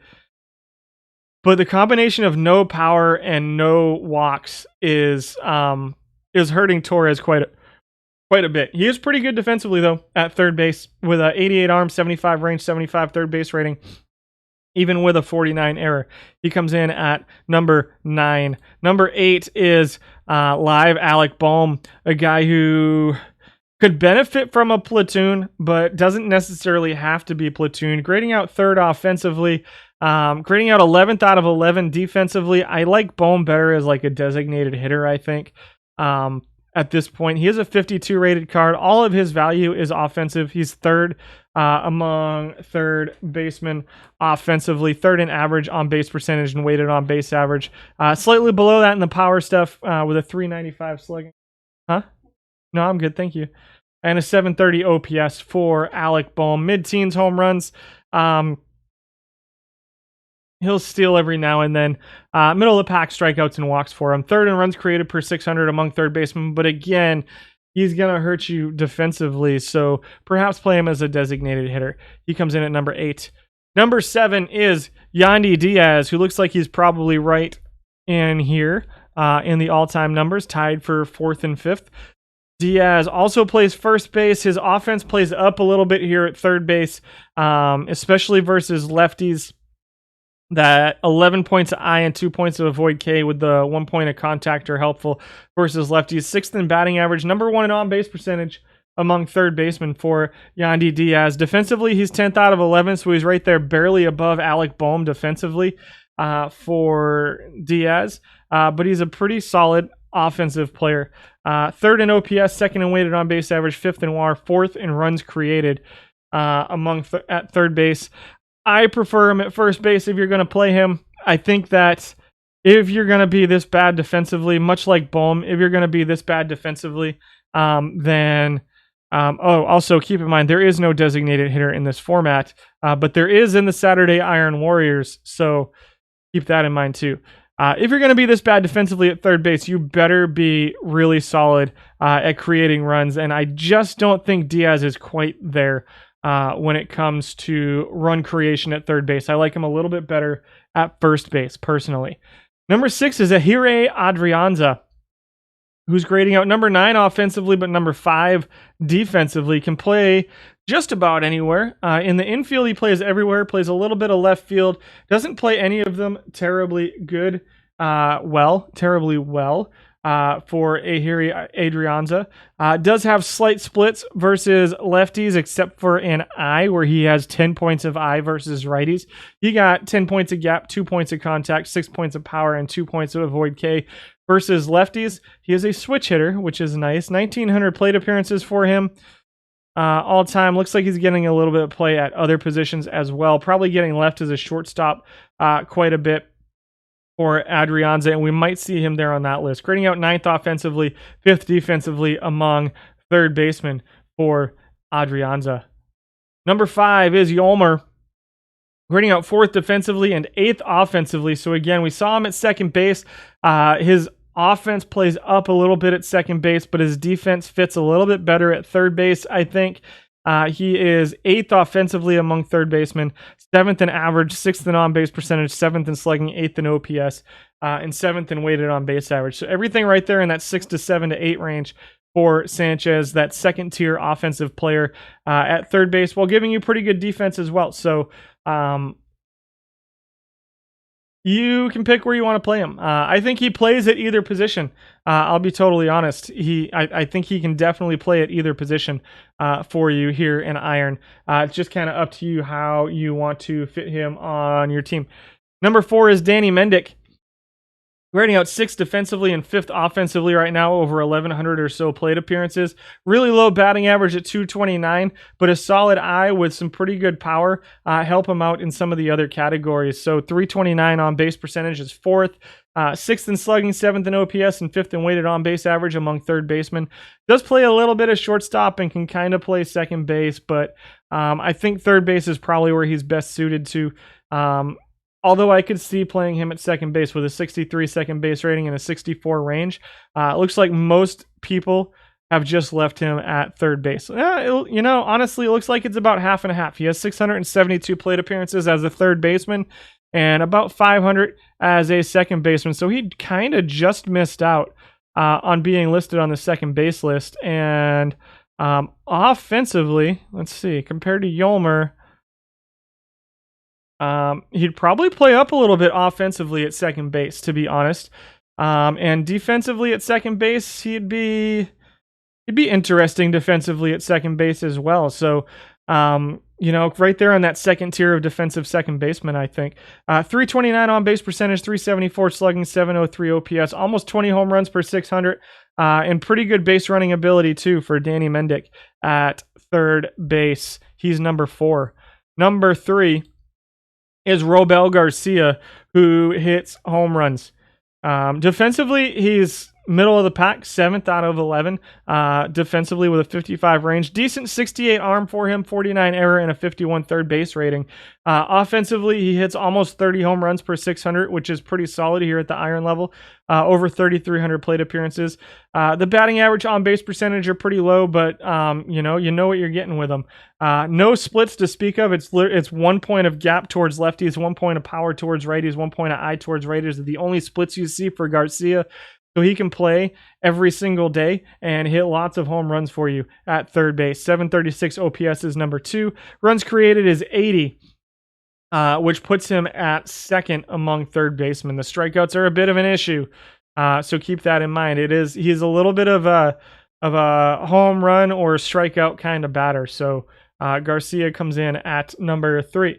Number 2 is going to get skipped for now. Kiner Falefa comes in at number 2. A little bit of third base. He grades out number 1 defensively among third basemen. So he can play there. Grades out 10th offensively among third basemen, though, for Kiner Falefa. 59 speed, 76 steal as well. Solid defensive numbers. The average is 5th. The on-base percentage is 7th.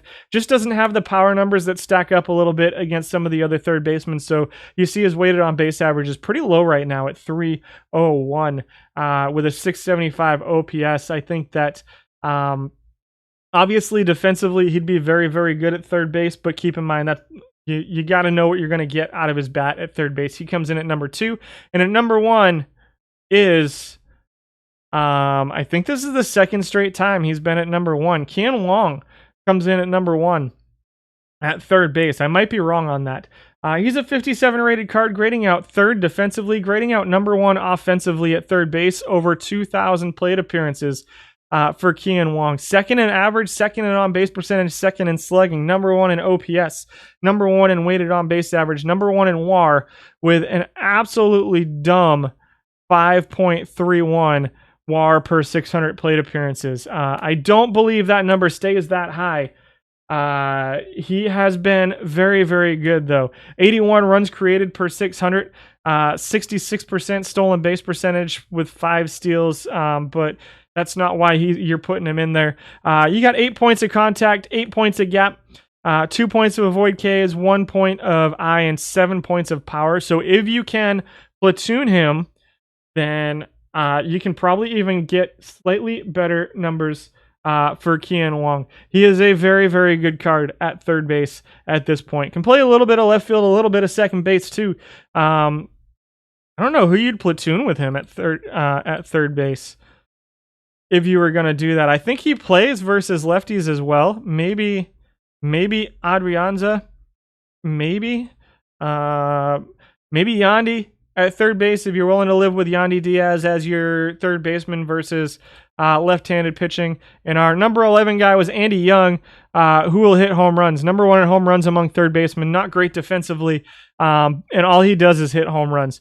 11th in average, 11th in on-base percentage, 27 home runs per 600 for Andy Young.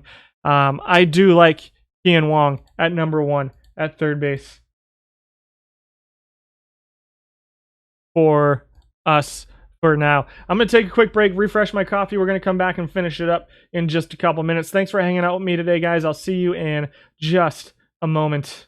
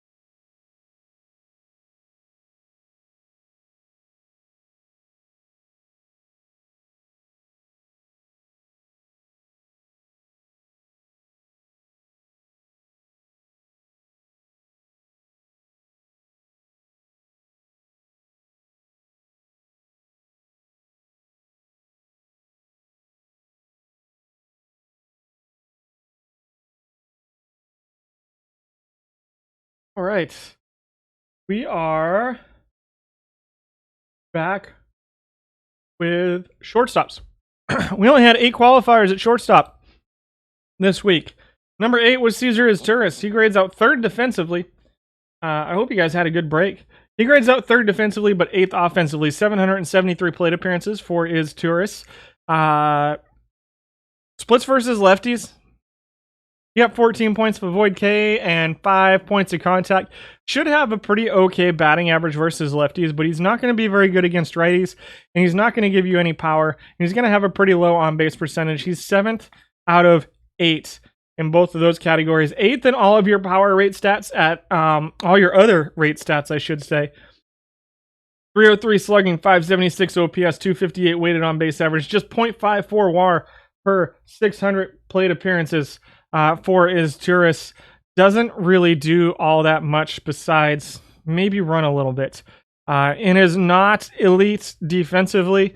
I just can't see using this card right now. Personally, I think that he's just not quite good enough defensively to be able to fit that bat into your lineup. You want it to be good, because the avoid K is pretty good, but the combination of avoid K, no power to speak of, bad eye, and not great contact is not helpful for Izturis. He comes in at number 8. Number 7, here he is again, Ahire Adrianza, grading out 7th defensively at shortstop, grading out 4th offensively, and again, at shortstop, if you're going to be mediocre or bad defensively, you better be absolutely elite offensively, and Adrianza just does not quite reach that category for me at shortstop.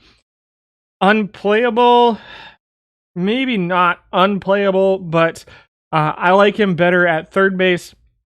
I like him a little bit better at second base, perhaps, for Adrianza, but I do not like him here at shortstop. Your mileage may vary on that. Number 6 is Jose Rondon, who's number 3 most used, 4 most used this week, right behind Jose Devers. Grading out 4th defensively, grading out 5th offensively, much like Adrianza. If you're not going to be an elite defensive shortstop, then you better be an elite offensive shortstop. And Rondon hits some home runs, especially against left-handed pitching. And is a little bit better defensively, so he's definitely higher in that second tier of defensive shortstops than Adrianza is. But 8th in batting average, 8th in on-base percentage, that's last among qualifiers in both of those categories. Number 2 in slugging, number 5 in OPS, number 6 in weighted on-base average, and the defense just isn't enough to make up for that to me. Number 5 is Santiago Espinal, who's grading out number 2 defensively here at shortstop, grading out 7th offensively.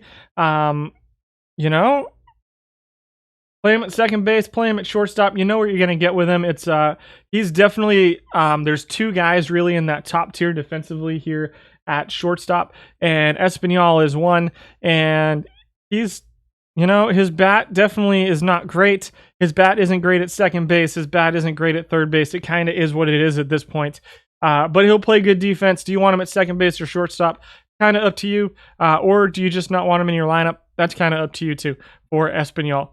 246 average, 5th and 6th in average and on-base percentage, 7th in slugging, OPS, and weighted on-base average, and 7th in runs created among shortstops.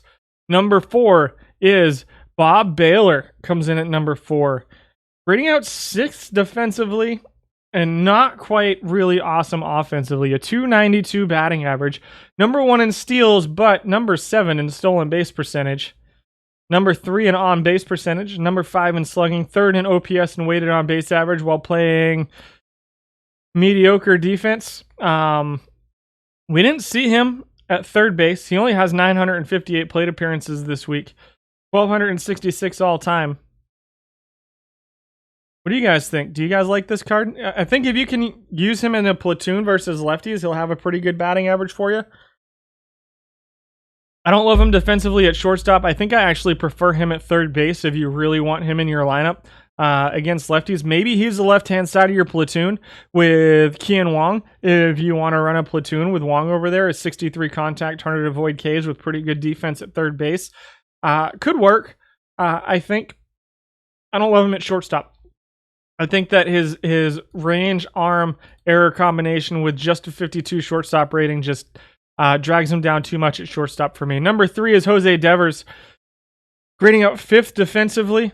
Decent range, good arm, good error rating, just a 53 shortstop rating though. Grading out 2nd offensively for Devers. So pretty good offense with kind of top level of that second tier defensively. 266 average, 348 on base percentage, good OPS, good weighted on base average, good WAR for Jose Devers. He comes in at number 3. I think it's a usable card here at shortstop as well.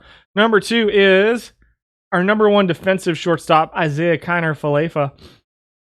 Not really any splits for him, a little bit of a split versus lefties. So if you want him to be the weak side of a platoon or the versus lefty side of a platoon, you can, but it's really not that much of a split to where it's going to affect him all that much. He is grading out 6th offensively among shortstops right now, 6th in runs created, but he is 3rd in WAR, 5th in weighted on base average, 3rd in batting average, and 3rd in slugging over a large sample size. We know what we're going to get with Kiner-Falefa at this point, and it's going to be pretty solid defense at shortstop to go along with a middle of the pack bat at shortstop.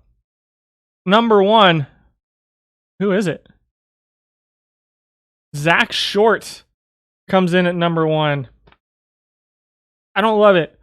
Let's see, 656 plate appearances, super small sample size. Number 1 in runs created at 92. Number 1 in slugging, number 1 in OPS, number 1 in weighted on base average, number 1 in WAR. Number 6 in batting average though. Number 2 in home runs, a little bit of power there. A little bit of speed for Zach Short. Defensively, not great. I don't like him defensively at shortstop. I don't even really like him at second base, although he would probably grade out number 1 offensively at second base too with these numbers. But I also think these numbers probably come down over time. I'm going to stick with my man, Kiner Falefa, at shortstop for now. And I'm just going to stick with him. Devers is interesting. I'm going to throw him in here just so I remember that he exists. But those are your shortstops. Left fielders. We had 9 qualifiers in left field. Eric Owens is number 8 defensively, number 9 offensively. Probably wouldn't use him. Only 875 plate appearances for him, but while he has a pretty good avoid K as the contact in the gap versus lefties, pretty heavy splits versus lefties here. So if you can run him as a platoon against lefties, you might be able to coax a little bit better numbers out of him. But overall, not looking great for Eric Owens right now. No power. The backward speed steal combination with an 89 speed, 79 steal is going to lead to a pretty low stolen base percentage. Even if you're getting decent numbers out of him, it's not elite. And the defense is not great either in left field. He comes in at number 9. Number 8 is Mark Quinn. Snapshot from 2001. Finally, some historical cards that aren't all that great. Quinn also splits versus lefties just a little bit, and you're going to see some pretty good numbers out of him if you can platoon him, I think. 63 contact, 78 gap, 73 power with a 64 avoid Ks versus lefties. Should be okay here in iron. The problem is your on-base percentage is going to be super low. A 301 on-base percentage, but 3rd in batting average, number 1 in slugging, number 3 in OPS, number 4 in weighted on-base average, and 4th in runs created among left fielders right now. Defensively, he's last. 51 range, 55 arm, 45 error with a 49 left field rating and a 46 right field rating. Not great defensively, so you got to know what you're getting yourself into. You're going to need a so speed higher than stealing. The reason being is that it's not necessarily bad. It just reduces their stolen base percentage because they're going to fail more often than they would if it was the other way around, as opposed to making smarter judgments. It's not bad. I think that this is a very usable speed steal combination at 89-79 because his steal is really good. But what you got to watch out for is the guys who have like really big splits. Like this is borderline to me. You can see the 64 stolen base percentage is pretty low. But guys that are really fast that have a lower steal rating think they can steal more often than they probably should. And so they end up running into more outs than some of the other guys. You'll still see them with like 60, 70 steals per 600. Just keep in mind that they're going to be running into a few more outs too. Well, because the speed doesn't actually have that much to do, because the steal is going to determine their ability to run on the pitcher and on the catcher, and their decision making during stealing bases, and how good of a jump they get when they're running and stuff like that. Whereas the speed is just straight speed. So, do I think speed affects fielding at all? No, not really, because guys who are like Eric Owens, the outfield range is way more important than the speed when it comes to fielding. And so speed probably plays a little bit into this, but that's all underlying stuff, so it's not something that I've ever really looked into all that much. Number 7 is Tsugo from the Dodgers. 1,833 plate appearances for him. A 340 on-base percentage is number 2. He's grading out number 1 offensively. That's fair, bad weave. Tsugo hits for some power. Number 3 in home runs for him. Number 9 in batting average. Number 2 in on-base percentage. 6th in slugging. And 2nd in OPS and 1st in weighted on-base average for Tsugo. Grading out number 1 offensively, grading out 7th defensively. I think it's probably a pretty usable card. Not too much of a split, like 1 point across the board versus righties for Tsugo, but no speed for him either. So keep that in mind as well. But solid power numbers, good OPS, good weighted on base average out of Tsugo. Number 1 among left fielders in runs created per 600 plate appearances. So pretty solid offensive numbers for him. But you got to live with the 49 range and the 56 left field rating if you're going to run him out there. Number 6 is Corey Dickerson, who splits versus righties. Splits pretty heavy versus righties. You got 8 points of contact, 13 points of gap, 10 points of power, 8 points of eye, and 9 points of avoid K versus righties. So he's going to be your strong side of your platoon here in Iron. Defensively, he's grading out 6, slightly better than Satsugo with that 53 range and the 59 left field rating. Grading out 2nd offensively. Could you do something like Dickerson versus righties, Satsugo versus lefties? Perhaps. Perhaps. Dickerson's limited because he only plays left field, though, so keep that in mind. He does only play the one position, and he is middle of the pack at that position, but he is number 1 in average, number 3 in on-base percentage as well, number 2 in slugging, 1 in OPS, 2nd in weighted on-base average, and 2nd in runs created per 600 for Corey Dickerson. He's at number 6. Number 5 is Jonathan Davis. Very, not minimal, probably somewhere between minimal and slight splits versus lefties for Jonathan Davis. Defensively, he's grading out at number 3 for Jonathan Davis. 70 outfield range, 45 arm, 53 error, and 77 left field rating has him 3rd. Offensively, it's a little bit of a mixed bag. Decent on base percentage for him. A little bit of speed to go along with that. Maybe an interesting top of the order or number 9 hitter. But a 239 average is pretty bad to go along with a 352 slugging and a 693 OPS and a 315 weighted on base average.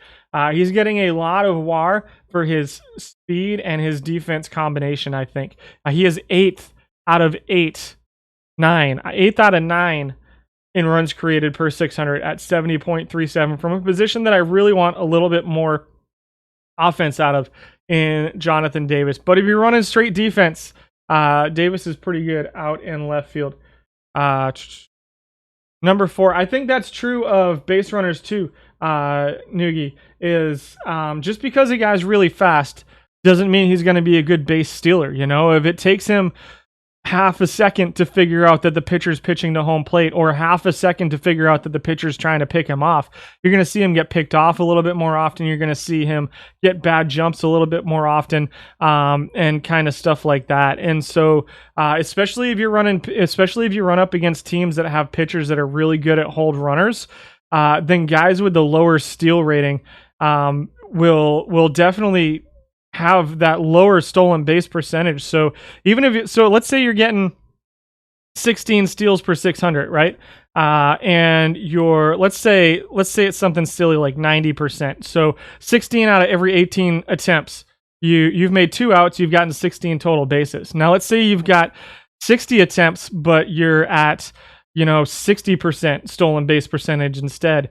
Now you're looking at 40 out of 60, and so you're running in the outs 20 times as opposed to 2. So stealing might as well say acceleration. Speed is certainly misleading.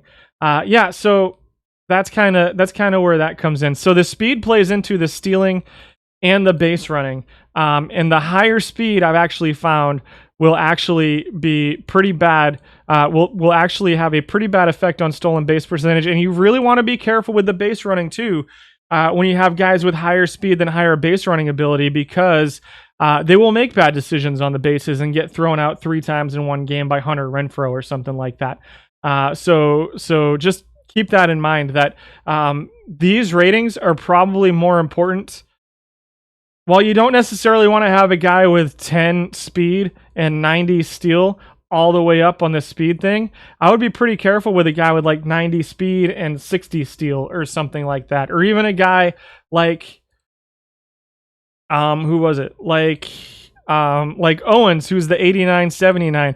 I'd be pretty careful with Eric Owens on the base pads with the 77 base running and the 89 speed, because he's definitely a guy who can get a little bit over aggressive, and that's where that base running and that steal slider come in. So just something to keep in mind. Speed over stealing is fine. Yes, agreed, JPack. I don't think that this makes them unusable, and I don't think you need to set it to be like all the way down. But a guy with a 79-89, like the opposite of this, I would have higher my tick mark on my. We got knocked out of the tournament. So I would definitely have a guy like that higher on my, what are we doing here? I would have the tick mark much higher up here for a guy that's the reverse, that's got a higher steal than a higher speed. Whereas the lower, I'm going to have it tick down a little bit lower. So just something to keep in mind. You also not try not to use a guy with under 100 stealing. That's fair. Where were we? We did Quinn, we did Sugo, we did Dickerson, we did Davis. Raimel Tapia comes in at number 4. He's the most used left fielder, grading out 5th defensively and 4th offensively. He also runs pretty well, number 1 in net steals per 600, and number 2 in stolen bases in steal percentage. So you can see right here. Let's go back to him. So he's at a net steals of 10.29 per 600, right? So let's think about this for a second. 89, 79, 10 per 600 over 875 plate appearances. So you're looking at 9 steals, 9 successful steals at 64%. So let's just call it 9 and 15, right? So he ran into 6 extra outs over 600 plate appearances right there. Whereas we look at a guy with lower speed, like Tapia, who's a 62 speed, 82 steal, and while he's got 16 net steals over 600 plate appearances, so at 72%, you're looking at probably getting caught 4 times. Let's see, 4. So let's just make it easy and call it 21. So he's running into about 5 outs over the course of that. So it's you're just getting more bang for your buck out of the guys with the higher steal rating than the speed rating. Because what I do, so when I do this too, this is net steals per 600. It's not just straight stolen bases per 600. It takes into account how often they get caught stealing too. So you're probably looking at a guy like who was that? Who was the other guy? So a guy like Owens, when you talk about net steals, 60, so he's probably actually stealing a little bit more than 10 steals per 600. He's probably closer to 15 or 16. It's just that he's getting thrown out so much that it's reducing the value of his steals per 600 for a guy like Eric Owens. So just something to keep in mind. Let's see. We did Davis. We did Tapia. We didn't quite do Tapia. Tapia is a decent on-base percentage with pretty good defense to go along with it in left field. Also plays center field and right field. Splits towards righties, pretty heavy splits towards righties. So you're going to want to platoon him if you can in left field, which you probably can in iron at this point. It's pretty cheap. And Raimel Tapia comes in at number 4, 5th defensively, 4th offensively. Number 3 is David Dahl, who's grading out 2nd defensively and 6th offensively. This is a card I haven't looked at too much. Only 1,600 total plate appearances for him, so not a huge sample size, but 4th in average, 6th in on-base percentage, 4th in slugging, 6th in OPS, 7th in weighted on-base average among left fielders. We may see him in right field as well. Almost 20 home runs per 600 is pretty solid. Speed is not his thing. Base running's okay. Strikeouts and walks, strikes out a lot, doesn't walk too much. I don't love this card, and I'm not sure where his offensive value is basically coming from his home runs and his batting average, which I'm a little surprised to see his batting average this high with ratings this low for David Dahl. And I think that over time that probably comes down a little bit. I don't love this card. 6 out of 9 offensively right now. I would actually probably put it a little bit lower than that personally for David Dahl. But he is decent defensively in left field. Number 2 is Yadiel Hernandez, who's got pretty heavy righty splits. You got 7 points of contact. You got 2 points of gap. You got 9 points of power, 7 points of I, and 3 points of avoid K. So you can platoon him if you can. Grading out 3rd offensively right now. Number 1 among left fielders in home runs. Not a ton of speed here, but decent batting average at 240, on base percentage of 329, slugging of 411 are both 5th, 4th in OPS, 3rd in weighted on base average, 5th in runs created per 600 for Yadiel Hernandez. But he's going to hit home runs against right-handed pitching, and he's a very specialized player at this point. And number 1 is Sam Hilliard. Get away from my food. Are you serious, cat?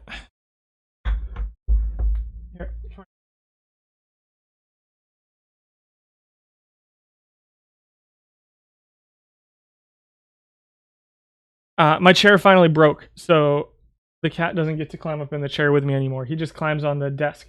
Have fun, Poet. Enjoy the rest of your day. Hilliard hits home runs, 22 home runs per 600, but he does not get on base that often. A 235 batting average is 8th out of 9.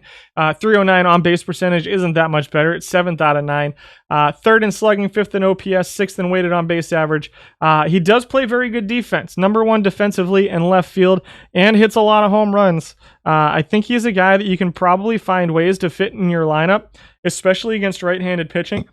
Sorry, but keep in mind that he is definitely going to be not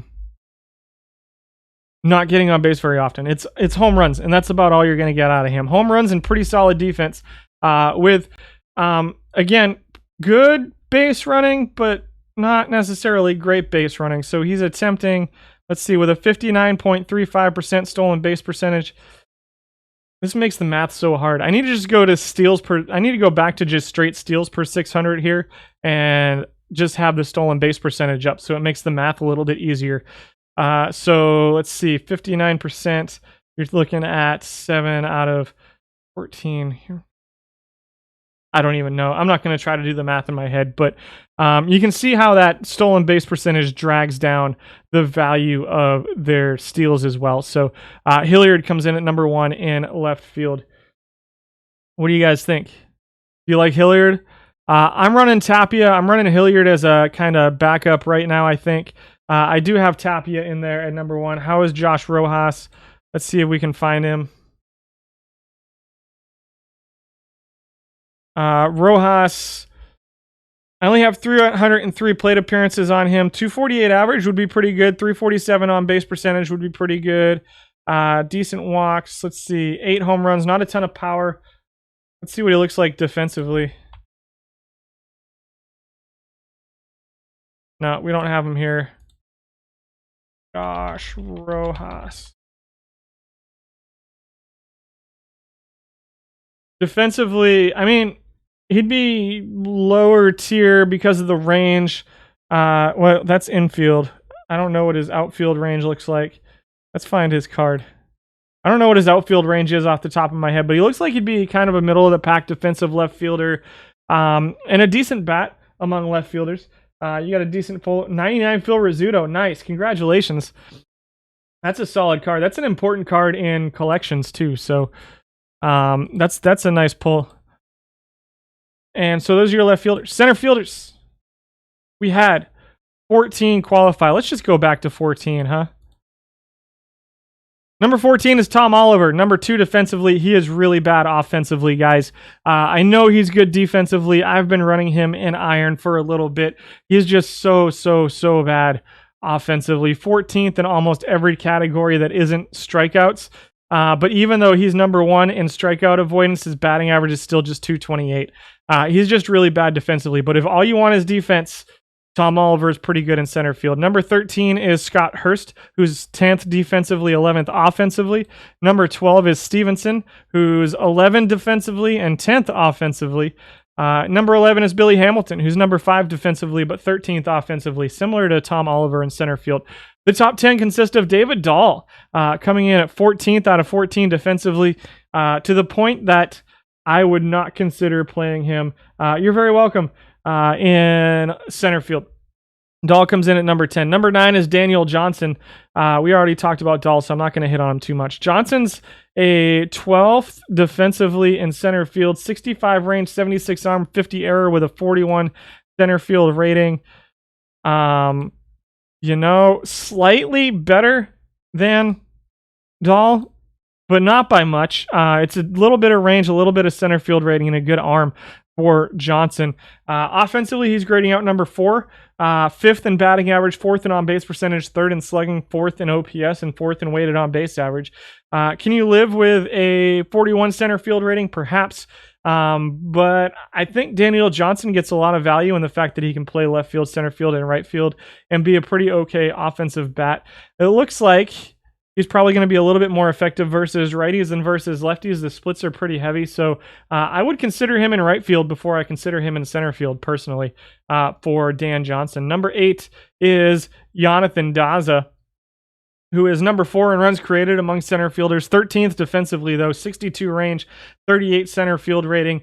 You know, you kind of got to pick your poison here in center field. Does have a little bit of a split versus lefties, so if you can platoon him, even better. Offensively though, he's putting up really, really solid numbers: a 282 batting average, a 332 on base percentage, 396 slugging, 727 OPS. We didn't see him in left field, I don't think, but I would consider him in left field or right field too. I think that this is a pretty solid looking offensive card that I don't necessarily want to play at a premium defensive position like center field. I might consider it in right field, so we'll see if he pops up on the right field list. I have a feeling he won't, because he's missing, let's see, what do we got, 800 or so plate appearances.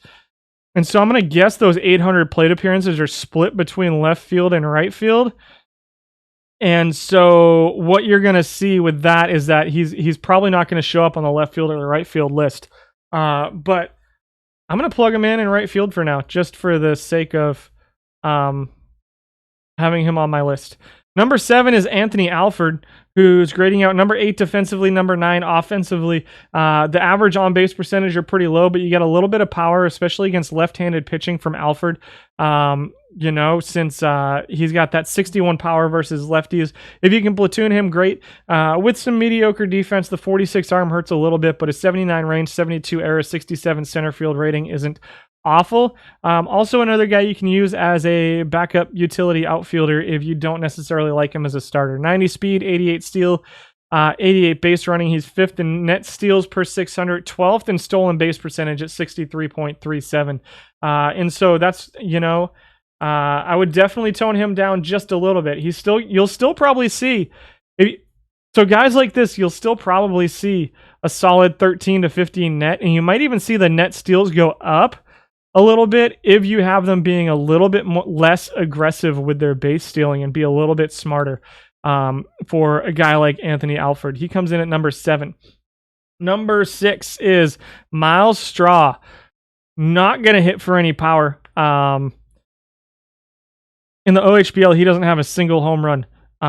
In 6 seasons now, he hasn't hit a single home run. But that's my online league, where the Cubs got back to 500 yesterday, guys. For those of you who have followed along with me over the last year or so in the OHBL, the Cubs are at 500 right now, 2 games out of the wild card, nearing the end of June. It's pretty crazy. 335 on base percentage for Straw is pretty solid among center fielders. Defensively, he's 6th, so not in the top tier defensively, but pretty close. I think he's usable in center field. Definitely usable as a backup. Doesn't have too big of a split. You got 5 points of contact, 3 points of gap, 1 point of iron, 2 points of avoid K to go with some pretty decent speed as well for Miles Straw. I don't know that he's a starting center fielder, but I think you can probably get away with using him as a backup utility guy. I think it's an interesting card that you can get some pretty solid on-base percentage and some pretty decent base running out of it as well. 10th among center fielders in runs created per 600 though, and not being necessarily elite defensively. You probably want to see just a little bit more runs created if he's going to be your everyday starter. Number 5 is Victor Reyes, who's grading out 7th defensively and 6th offensively. 79 range, 61 arm, 62 error, 67 center field rating. He is 6th in runs created at 68.65, which isn't that much higher. So you can see this kind of middle of the pack offensive guys are all kind of clustered together. He's got a little bit more power than Straw, not quite as much speed, but the net steals are right there along with Straw. 3rd in batting average, 8th in on-base percentage, 5th in OPS, and 6th in weighted on-base average for Victor Reyes in center field. Number 4 is Jared Dyson, who's going to grade out number 1 defensively. This is your go-to in center field if all you want is defense. Unfortunately, Dyson continues to be a less than stellar offensive option in center field with a 222 batting average, a 298 on-base percentage. Go Fish, thank you for the follow over on my channel. I appreciate it very much. 290 slugging percentage is atrocious, a 588 OPS, and a 270 weighted on-base average. It seems like people have started to move away from Jared Dyson, and I don't think that's an accident, because I think there's a guy who dropped down from bronze that has really kind of taken over center field. Dyson's the best base runner here at this level, but still 11th in runs created per 600. He is very, very good defensively. So if all you want out of your center fielder is defense, Dyson might be the way to go. Number 3 is Ender Inciarte. Your 9th most used guy is grading out 9th defensively, 5th offensively. Sorry about that. 5th offensively for Ender Inciarte, 7th in average and on-base percentage, 8th in slugging. He's definitely a second-tier defensive center fielder. He does play left field and right field. I'd prefer to see him as a backup than as a starter, perhaps. The offense just isn't quite there. The defense isn't quite there either. He's getting a little bit of value off of his the fact that he's not atrocious defensively while being pretty good offensively as well. And so that's why you see like 9 and 5. That doesn't make sense. Well, the problem is that the really good defensive players are really bad offensively, and the really good offensive players tend to be really bad defensively. And so what you get with Inciarte is a guy who's kind of okay both offensively and defensively, and so he's a little bit of a well-rounded player. You do have 11 points of gap, 9 points of power, 3 points of eye here towards righties. So if you can platoon him, then you're probably going to be better off. You might even be able to coax a little bit more offense out of him. But otherwise, he's just kind of okay at everything. He's not great offensively, but isn't bad. He's not great defensively, but isn't bad, which there's use for players like that in your lineup as well. So number 2 is the 3rd most used center fielder right now, Albert Almora Jr. I think if you can platoon him versus lefties, you can get a little bit more out of him. His on-base percentage is going to be a little bit low, but he's pretty solid defensively to go along with better than Jared Dyson defensively. 67.82 runs created per 600. For Almora Jr. A little bit of power for him too. 11.9 home runs per 600 has him 5th among center fielders. 6th in average, 6th in slugging, 7th in OPS. Again, the on-base percentage is going to be a little bit low for Almora, but good defense combined with some semblance of offensive ability, especially against left-handed pitching. Almora comes in at number 2. I don't know who number 1 is. Who is it? Stevenson? Lodi Taveras comes in at number 1. Huh. Interesting. Taveras is grading out 4th defensively and grading out at number 1 offensively. 272 average over 1,200 plate appearances, 337 on base percentage, 387 slugging, and 724 OPS for Lodi Taveras. All of those are in the top 4. Number 1 in weighted on base average, number 1 in WAR among center fielders per 600 plate appearances. Just outside the top 5 in home runs. Does run a little bit, 86 speed, 86 steal. Just a 62.82% stolen base percentage. So again, maybe tone down your steal just a little bit for him. He will walk a little bit. He's 4th and number 2 in runs created per 600 among center fielders while playing pretty solid defense as well.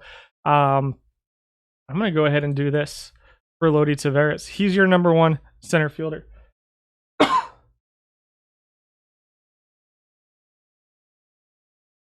Speaking of prospects, I know Lodi Taveras has a Future Legends card. Julio Rodriguez got called up to Double-A, and so I work for my first time in 2 weeks tonight. I'll get to see Julio Rodriguez playing tonight at the Travelers game, so I'm pretty excited about that. Here's Mark Quinn again. Again, left field, right field, grading out 8th offensively. So his offense plays down here in right field as opposed to left field. And defensively, he's 13th out of 16. So you get what you get. 8th offensively among right fielders, hits a little bit home runs. Everything's kind of middle of the pack. Average is kind of top end at 272. But the on-base percentage pretty low for Mark Quinn. Number 9 is Yadiel Hernandez again. We saw him in left field. I prefer him in left field to right field. He is grading out 6th offensively among right fielders thanks to his combination of power and on-base skills with a 329 on-base percentage. 79 runs created per 600 has him 8th among right fielders. And he's definitely a second-tier defensive right fielder for Yadiel Hernandez here at this time. Number 9. Number 8 in right field is Victor Reyes, who we saw couple of times, I think, Playing number 2 defensively in right field, but number 15 offensively. I think that his defense plays up just a little bit in center field if you're going to play him. I don't know that his offense is good enough to play in right field or left field, but if you're looking for a guy you can plug in and play multiple defensive positions for you, then I think Reyes can accomplish that for you. You need to know what you're going to get with his bat, which is going to be a barely over 300 on base percentage, a 265 batting average, to go along with not a lot of power for him. He's been on a tear between high A and the Olympics. I'm pretty excited. Yeah, I'm pretty excited to get to see him play. Up until now, we've only had one of the top 30 two of the top 30 of the Mariners prospects on the team. And so one of them has been Jake Shiner has been absolutely raking over the first 2 months of the season. But no big names for the Travelers as far as the Mariners organization. So getting Julio is a pretty big deal for us, and it should be a lot of fun. I'm pretty excited. We've got to see a lot of good players come through. We've seen the Nolan Gorman and the Ivan Herrera playing for the Cardinals. We got to see Bobby Witt Jr. for the Royals. The Dodgers, the Tulsa Drillers, who we played our last 2 homestands, have like 9 of the top 30 Dodgers prospects on the team. It's just, that team is just absolutely stacked, and we almost no-hit them. So that was pretty fun. But back on task, Reyes comes in at number 8. Number 7 is Jay Bruce in right field, grading out 15th defensively out of 16, grading out 2nd offensively. We saw him at first base. We're not allowed to get autographs. I'm not allowed to get autographs ever, but the players aren't even allowed to give autographs right now to the fans or anything because of Major League Baseball COVID policy. Jay Bruce is grading out 2nd offensively among right fielders. 26 home runs per 600, 3rd in runs created at 88, 3rd in on-base percentage, 2nd in slugging. The average is a little bit low. He will walk and hit home runs against right-handed pitching. Man, I think I need to figure out a way to get this bat into my lineup. I don't know if it's going to be at first base or in right field, but I really think that I want Jay Bruce in my iron lineup. Number 6 is Dan Johnson, grading out number 4 defensively, 11th offensively. The rate stats are pretty bad. 320 on base percentage, 395 slugging, 715 OPS for Dan Johnson here in right field. I don't think I like him all that much in right field. I know the arm's good. The defense looks good for a right fielder, but I just want a little bit more offense out of my corner outfielders. And I don't think he's good enough defensively to play in center field over like Almora or Lodi Taveras either for Dan Johnson. So he's at number 6 here in right field with a 320 on-base percentage, 395 slugging, 715 OPS, and just 75 runs created per 600 for Dan Johnson. Number 5, here's Jonathan Daza again. I do like him better here in right field than I did in center field, but again, his bat just kind of plays down a little bit here. Number 1 in average, though, and number 4 in on-base percentage to go along with some pretty decent base running abilities. And his OPS at 9th, weighted on base average at 9th with good defense in right field. Maybe you can fit him as a right fielder. If you can platoon him, you'll get a little bit more out of him than you will if you have him playing every day. So platoon him versus lefties and have him playing backup right field, left field on his days off, perhaps. There's not a lot of awesome hitters versus righties here in iron right now. Number 4 is Charlie Blackmon. Well, there's one who can hit a little bit versus righties. Grading out 4th offensively, 12th defensively in right field. Only plays right field as well. So 5th in average, number 1 in on-base percentage, 7th in slugging, 3rd in OPS, 2nd in weighted on-base average, 4th in WAR for Charlie Blackmon.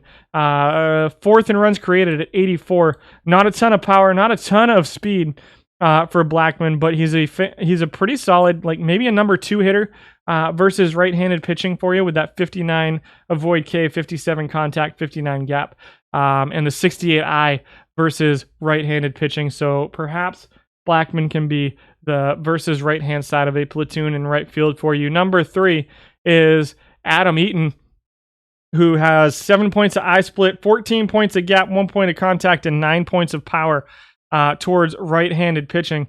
Eaton's grading out number 1 offensively right now, though.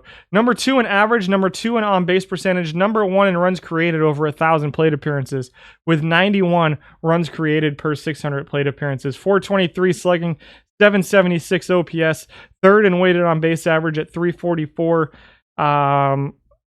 The base running is interesting. 46 speed with 77 steal. Probably want to tone it down a little bit, but he'll at least make smart decisions when he's trying to steal for you. Defensively, he's grading out number 9 in right field. And again, with the versus righty split, maybe as a platoon with who is the other guy that we talked about that had the lefties? Daza, perhaps as the right-handed platoon, or the versus righties platoon in right field, and then playing backup left field and right field for you if you can fit it. But obviously you have to pick and choose where you're going to platoon. I think Eaton is close to being able to play every day, but not quite. I think you'll benefit quite a bit from platooning him thanks to the pretty big splits and gap in power for Eaton. Number 2 is Billy McKinney. Another guy with slight splits versus righties. He got 3 points of contact, 5 points of gap, 4 points of power, 3 points of eye, and 2 points of avoid Ks.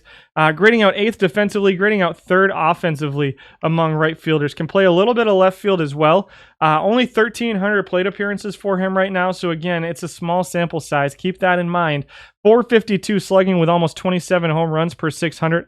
Lowish batting average at 240, but a 326 on base percentage. Number 2 in runs created with 88.36 runs created, and can run a little bit. 4th in net steals and 1st in stolen base percentage among right fielders for Billy McKinney, even with a 54 speed, 67 steal percentage. You think Williamson got called up to the Travs recently too, and he looks like he could be a dude. The only one I saw was Julio, but I didn't look into it too deeply. So yeah, I hear there's a couple pitchers coming along the way to the Travs pretty soon. So we're hoping for a pretty solid team the second half of the season. Number 1 right fielder is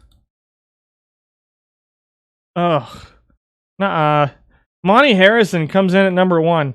Number 1 defensively, it's not particularly close, and that's an issue that we're having with Monty Harrison. He is grading out 7th offensively right now, though. 6th in runs created. Number 1 in net steals per 600 plate appearances. Number 5 in stolen base percentage. Does have a little bit of power. 7th in home runs. The rate stats are a little bit low at 10th or 11th in all of them. Batting average, on base percentage, slugging, OPS, weighted on base average for Monty Harrison. 3.97 WAR is number 1. So for Harrison in right field. Just because your right fielder didn't show up doesn't mean he's not good. These numbers aren't always perfect. Gregory Polanco can mash against right-handed pitching. He's at number 11. 70 power versus right-handed pitching to go along with some pretty good defense. Low batting average, low on base percentage for him though. So keep that in mind. Number 12 was Steven Souza Jr. Number 13 was Danny Bautista, who's the most used right fielder and comes in at number 13. Number 14 is George Washington. So that name came up.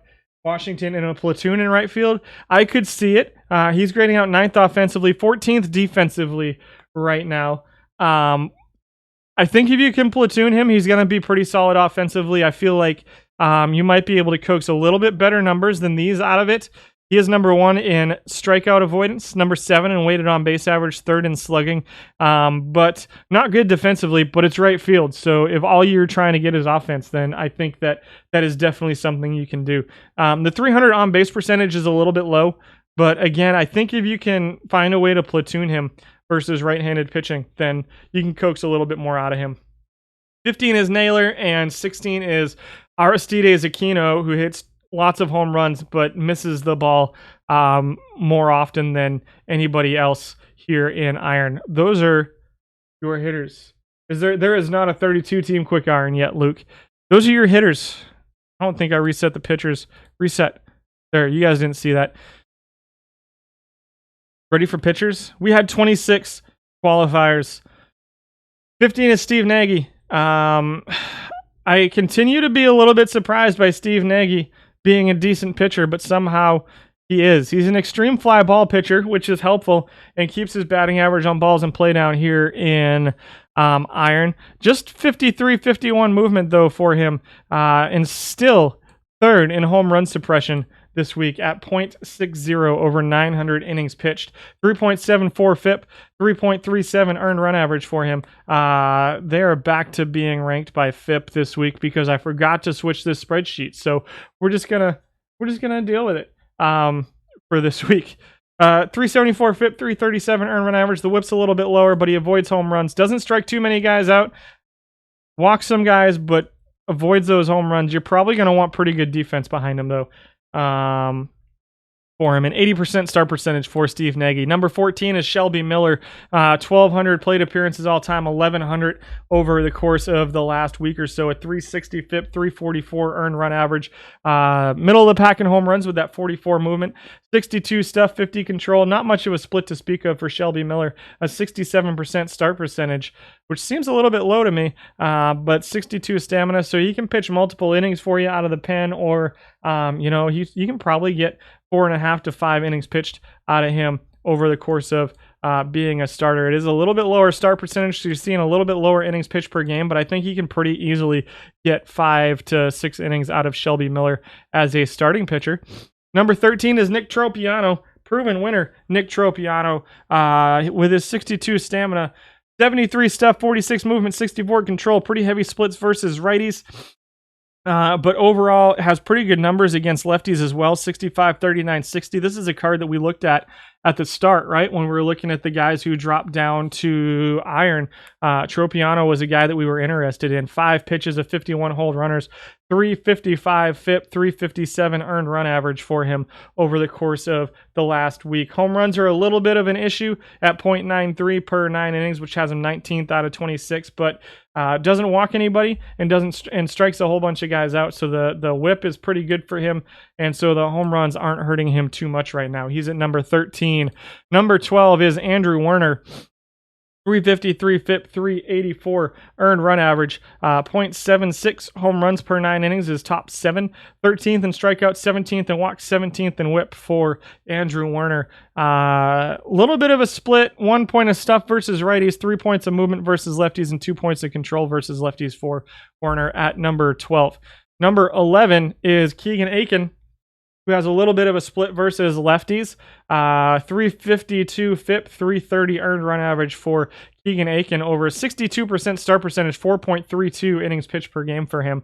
Has him at 20th out of 26. He sees a lot of time out of the bullpen. He's another extreme fly ball pitcher, middle of the pack in home runs. Walks are a little bit of an issue, but strikes a whole bunch of guys out, and the whip is pretty good at 12.09 for Keegan Aiken. Moving into the top 10, number 10 is Jonathan Stever, who is back. Number 2 most used over the course of the last week. I don't think he ever left, now that I think about it. 352 FIP for him, 6th in earned run average at 337. Number 4 in whip for Jonathan Stever. He is a good stuff, lowish movement, very good control pitcher. Set him to pitch around, and you'll get 4.5, 5, maybe 5 to 6 innings out of him. He's getting quite a bit of bullpen work as well, probably thanks to that 59 stamina. But a 59 stamina is not awful here, and I think you can coax at least 5 to 6 innings out of Jonathan Stever as a starting pitcher, with the pitch around put up just a little bit. Brandon Bailey comes in at number 9, a 343 FIP, a 341 earned run average for Bailey, who is either new or just dropped down from bronze to iron. Very good stuff, pretty good movement, and I know the control is just 44, 45, but it's right there. It's not that much lower than some of the 50 guys. Set him to not pitch around very often, and the 46, 47 movement will be enough movement to kind of avoid the home runs, but overall, you're looking at a 0.74 home runs per 9, top 5 in strikeouts, and a 343 FIP, 341 earned run average for Bailey. Number 7 is Devin Smeltzer, remains on the list. He's got some pretty heavy lefty splits, so you're starting to see him used out of the bullpen a little bit as well. 334 FIP, 328 earned run average, but pretty good stuff. Good movement and good control for Devin Smeltzer, another guy you're going to want to set that pitch around slider up on just a little bit to try to avoid those home runs. And he's still got enough control that he only walks 1.77 batters per 9 innings. Top 5 in whip for Smeltzer as well. He's your 4th most used this week. Number 7 is Josh Tomlin. Lower stuff, lower movement, very good control. The number 1 walk suppression pitcher in the format. 334 FIP. I think he just dropped down from bronze or just showed up. This is the guy. He dropped like 24 points or something, didn't he? Was it Tomlin that dropped a whole lot? Relief pitching. Where are you at, Josh Tomlin?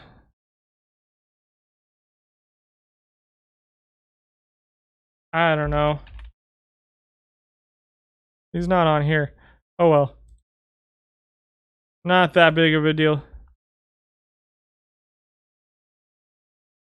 But he actually went up 2. Interesting. So the stuff is pretty low. The movement's pretty low. The control's very good. You're going to want your pitch around slider all the way up if you're pitching with him in 441 innings. So small sample size alert with just a 56% start percentage, 4.3 innings pitched per game for Tomlin. You're seeing a 334 FIP, but a 355 earned run average. So keep that in mind. Very good walk suppression, but the home runs are an issue. Almost a full home run per 9 innings allowed for Tomlin, and he doesn't strike too many guys out. So a little bit, a little bit of concern there between the home runs and the lack of strikeouts. You're going to need pretty solid defense behind Josh Tomlin. Number 6 is Seth Romero. Very good stuff. Movement, lowish control. For Romero, you're going to want to set your pitch around slider down just a little bit on a guy like Romero. He's your 5th most used over the last week or so. He is a proven winner. Sub-3 earned run average, averaging almost 4.5 innings pitched per game, 72% start percentage for Romero. You can get some left-handed specialists out of the pen with him as well. But a 327 FIP over the last week has him 6th out of your 26 pitchers. Number 2 in strikeouts, number 4 in home runs. But control is a bit of an issue for him. But able to avoid home runs and strike guys out to get around it. Chuck James comes in at number 5. This is an interesting looking one. 242 innings pitched. This is a new card, I believe. I don't know if it was one of the new ones from the drop yesterday or from last week, but a very good stuff. Pretty okay movement. So a 44-41 movement at this level is not terrible. The control's a little bit low, so walks are a little bit of an issue for him. But number 1 in strikeouts, number 5 in FIP, and number 2 in earned run average for Chuck James, the unsung hero at this time. I'm going to plug him into my rotation just for the sake of getting him in there and remembering that this is a card I'm interested in seeing more of. It's a small sample size, so I'm not willing to swear by it yet. Number 6 was Seth Romero. So I'm not willing to swear by it just yet, but I have a feeling that with this kind of stuff, and this movement is borderline effective for this level. You're welcome. So early this, let's say you just pulled a Willie Killer with your free-to-play account. Would you keep it or sell it? So do you build how do you build your free-to-play account, I guess would be my question. Do you build it through auction house cards or just packs, or what's the rest of the team look like? Does he play on the team? And it's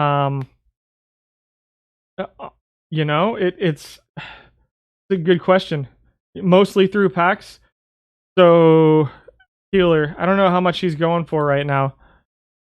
We'll download that. What's he sell for on the auction house right now? He would start. Okay.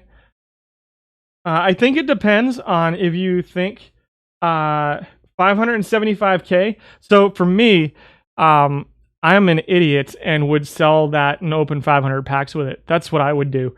I'm not telling you that's what you should do, but I would but that's what I would do. Especially so if I was packs only, I would probably sell it. If I'm not packs only, if I build through the auction house and through packs, I probably keep it. Because you're not going to get but it also depends on how good your team is at this point too.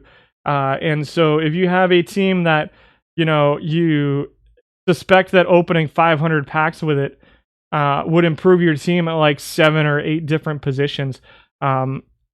If we were like a week into perfect team and I didn't have a team built yet, then I would 100% sell that. But if you're not expecting to fill more than one other position, or like even like 2 or 3 positions, I'd probably just keep it. Become a new content. That killer might get priced down so you get the most. Yeah, now is probably if you're gonna sell it, now is probably the time to sell it. But it's gold and terrible diamonds. That's a tough one. That's a tough one, man. Tommy Milone at number 4. Fourth and fifth, third in earned run average. Strikeouts are top 10, basically top 10. Home runs are a little bit of an issue with the 32-33 movement. 7 to pitch around. And the walks are good. Whip is good. Number 2 in whip, so the struggles with home runs don't hurt him too much. A 320 FIP, 321 earned run average for Tommy Milone with 4.7 innings pitched per game. Number 3 is Jordan Lyles, who's at 4.95 innings pitched per game, 320 FIP, but a 349 earned run average for Jordan Lyles. Home runs at 11th, 0.79. Walks and strikeouts both firmly within the top 10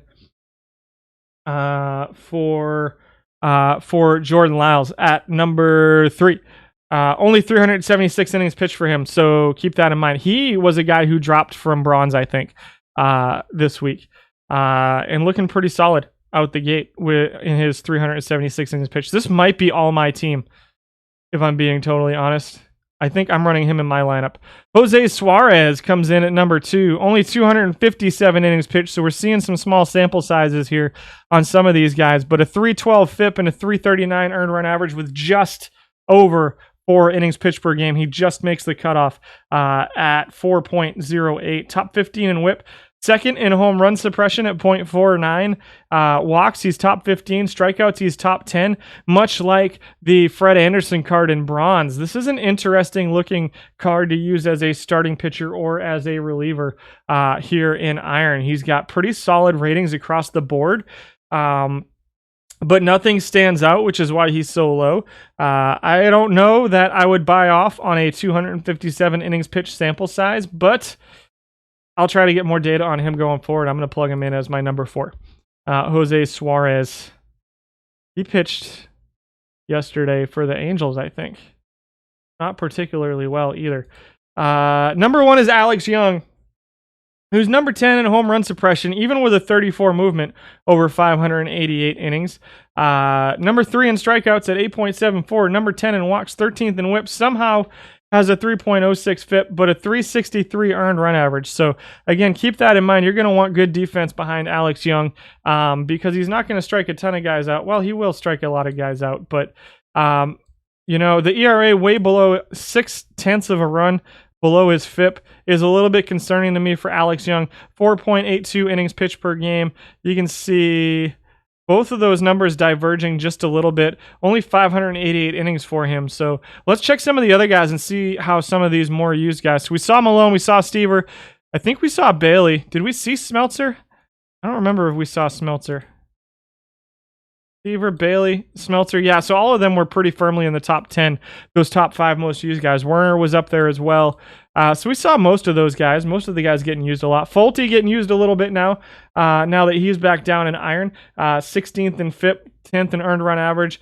Worst in home runs. 26 home runs per 9 innings for Fulte. How did Wells do? Let's see. Fulte at 16, Ralph Beard at 17, 384 FIP, 383 earned run average. Eddie Madison at 18. He's your 8th most used guy, 387 FIP, 435 earned run average, 1,100 innings, top 10 in home run suppression. Madison Yajure at 19.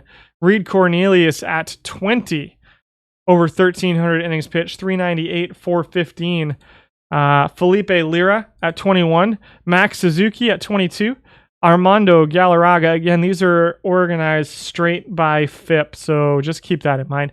Armando Galarraga, 2008 Unsung Heroes at number 23. Roger Craig at 24, not the wide receiver for the San Francisco 49ers. Hector Perez at 25, and 26th out of 26 was Orville Jorgens. Wells. No Schumacher. I'm a little surprised about that myself. We might see him on the relief pitcher list. Let me get through the relief pitcher list, then I'll mess around with filters and see if we can't find some of these other pitchers. So for the pitchers who you want to look into, let me know at the end of the relief pitchers, because if they show up, if they have less than 4 innings pitched per game, they might show up on this list instead. That's my team. Let's reset this. Ramon Rosso at number 15. 337 FIP, 340 earned run average. The underlying numbers don't look great for him. 19 in strikeouts, 18th in home runs, 11th in walks. None of those numbers really stand out to me as awesome. 357 innings pitched for Ramon Rosso at 3.3 innings pitched per game. Getting some starts in there, 46% start percentage. So, maybe a borderline starter at number 15. 29 qualifiers over the course of the last week in relief pitching. Eric Swanson at number 14. Not getting nearly as much use as a starter as he used to. That 42 stamina just doesn't play up anymore, as we've had some guys with pretty decent stamina drop down from bronze and also get a little bit more use here. He's 27th out of 29 in home run suppression is Swanson. Just a really, really struggling right now for him. 14th in FIP, 23rd in earned run average, 7th in WHIP though for Swanson. Just lets up a whole lot of home runs. Number 13 is Josh Lindblom at a 333 FIP, 323 earned run average is 16th. Home run suppression, also an issue for him, not quite as bad as it is for Swanson. 237 walks per 9 innings for Lindblom, and 16th in strikeouts per 9 innings for him. Top 5 in WHIP for Lindblom as well. It's just the home runs are a pretty serious issue for him. Esmiel Rogers, Unsung Heroes, comes in at number 12, 319 FIP, 305 earned run average, top 10 in earned run average, 5th in home run suppression, with that very good 66-71 movement versus lefties and righties respectively. 23rd in strikeouts, a little bit lower stuff, and the walks are top 10 for Esmiel Rogers at number 12. Number 11 is Zach Birdie, who's a right-handed specialist. You got 15 points of stuff, 7 points of movement, and 2 points of control versus righties. 318 FIP, 342 earned run average overall with his 17 stamina. He is a neutral power pitcher. Currently at a 59, 21st in earned run average at 3.42. 10.14 strikeouts per 9 innings for Zach Birdie. And you'll notice a lot of these numbers are just so interchangeable here in the middle of the pack among relief pitchers. So just keep that in mind. Dick Starr, also a versus righty specialist, which you can only fit so many specialists in your bullpen. Dick Starr is your 4th most used pitcher this week. Tried Birdie for a couple days, but he just got rocked. I have not seen too much great out of him either. Starr with 96 stuff, 65 movement, 42 control. I think that the 3-batter rule really affects your ability to run specialists at this point. 285 earned run average for Starr, though, to go along with that 314 FIP. Top 10 in WHIP, top 10 in home run suppression, 25th in walks. So control's a little bit of an issue, but he's just about top 10 in strikeouts, and so gets away with it. Pitches okay. He's an all right pitcher. Number 10. Number 9, there's CNL Perez at number 9 over here. 2.69 innings pitched per game, 33% start percentage. Not getting used as a starter too much anymore. Number 3 in home run suppression. 20th in strikeouts and walks, however, so pretty low there. But top 10 in FIP, top 10 in earned run average as well, top 10 in WHIP. And can pitch multiple innings for you too. So maybe as a long reliever or a straight up middle reliever. Little bit of a split towards lefties, but not so much that he has to be a specialist for sure. Number 8 is Adam Simber, who dropped back down from bronze this week. Welcome back. Is that for real?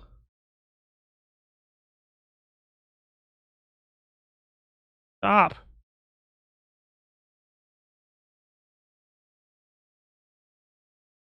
I want to make sure I didn't mess something up here.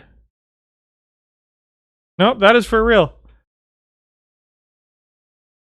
It's for real. Adam Simber, 62 stuff, 97 movement, 75 control versus righties. Half that versus lefties. Seriously. Huge split. Simber has to be a versus right-handed specialist. Right now you're looking at basically 50% would be right-handed against him. Yeah, 313 FIP right now, 314 earned run average. Number 1 in home run suppression. Okay, 6 strikeouts per 9 has him 28th out of 29. 4th in walks, though. So control and home run specialist Adam Simber at number 8. Number 7 is Ryan Harper. Slight splits versus righties, but can pitch against both lefties and righties. 310 FIP, 289 earned run average for Ryan Harper. No starts for him. No surprise there with a 17 stamina. Inherited runner percentage of 72 is right in the middle of the pack. Walks per 9 is top 3. Strikeouts, doesn't strike too many guys out. You're going to want solid defense behind him because he's not going to let up too many home runs either. For Ryan Harper. Number 6 is Tommy Sisk. Again, very slight splits versus righties. I know you see the difference in green and blue, but it's just 2 points there. 306 FIP, number 1 in earned run average for Tommy Sisk right now here in iron at 2.54 this week. 0.42 home runs per 9, 3.21 walks, 7.25 strikeouts per 9. And yes, I agree with you, Tommy Murphy. Getting the first out is huge in an inning. Number 5 is Josh Spence. A little bit of a lefty specialist, but can pitch versus righties as well at 84, 65, 31. Ratings against righties is nothing to sneeze at either. With 4 pretty good pitches, Josh Spence with a 304 FIP and a 294 earned run average over the course of this week, which is right in line with his all-time numbers. Pretty small sample size of 3.39, of 339 innings, but top 5 in strikeouts, basically almost top 5 in home runs at number 6. Walks are a little bit of an issue, but when everything else is a strikeout or fly ball out, then you can kind of live with that for Josh Spence at number 5. Very good hold runners as well at 94. He comes in at number 5. I don't think I have him on my team right now, so I'm going to plug him in there. Cody Reed comes in at number 4. He's pretty much a left-handed specialist. 87 stuff, 76 movement, 48 control versus lefties versus 66, 58, 44 versus righties. But number 4 in FIP, number 5 in earned run average at 2.88. I believe he's another card that dropped down from bronze to iron this week. 7th in home run suppression, top 10 in strikeouts, and 14th in walks. So pretty solid across the board for Cody Reed. I think a 66, 58, 44 is workable versus righties as well. It is a big split, but I don't think that his numbers are necessarily going to get lit up by right-handed pitching the way, like Adam Simber maybe. We just froze, so give it a second. There we go. Number 3 is Stephen Tarpley. Again, much like Cody Reed, except a little bit more extreme. You got 103 stuff, 85 movement, 44 control versus lefties, 77, 63, 41 for Tarpley. I think he's absolutely usable versus righties and is going to absolutely destroy lefties at this level. A 282 FIP, 291 earned run average for Tarpley. He's a proven winner. Walks are a slight issue for him, 20th out of 29, but top 5 in home runs, top 7 in strikeouts, and I actually think he's probably slightly better than that in strikeouts. For Stephen Tarpley. He comes in here at number 3. Number 2 is Tyler Wells. A little bit of a home run issue for Wells, but top 6 in strikeouts per 9 innings, number 1 in walks per 9 innings, 278 FIP, 286 earned run average, number 1 in whip for Tyler Wells. I'm just going to go ahead and throw him right in here to make sure I get him on my team. 50 stamina, 3.5 innings pitched per game with a 45% start percentage. So, what do you think? 50 stamina is enough that I think he could be used as a starter, guys. I think this is a card that you could definitely use as a starting pitcher in your rotation if you want to. He's right there on the border, and so I think that's why we had some people asking about Wells, and so this is where he popped up. These would be very, very, very good numbers on the starting pitching side, and he's pretty darn close to that 4 innings pitched per game already. So maybe a starting pitcher with a pitch count, with a lowish pitch count at 75, maybe a little bit lower. I like him as a starter or as a reliever. I think Tyler Wells looks like an interesting choice. I'm gonna make a note. I'm not. I'll forget. Tyler Wells, starting pitcher, perhaps. Number 1 is Matt Bush coming in at number 1.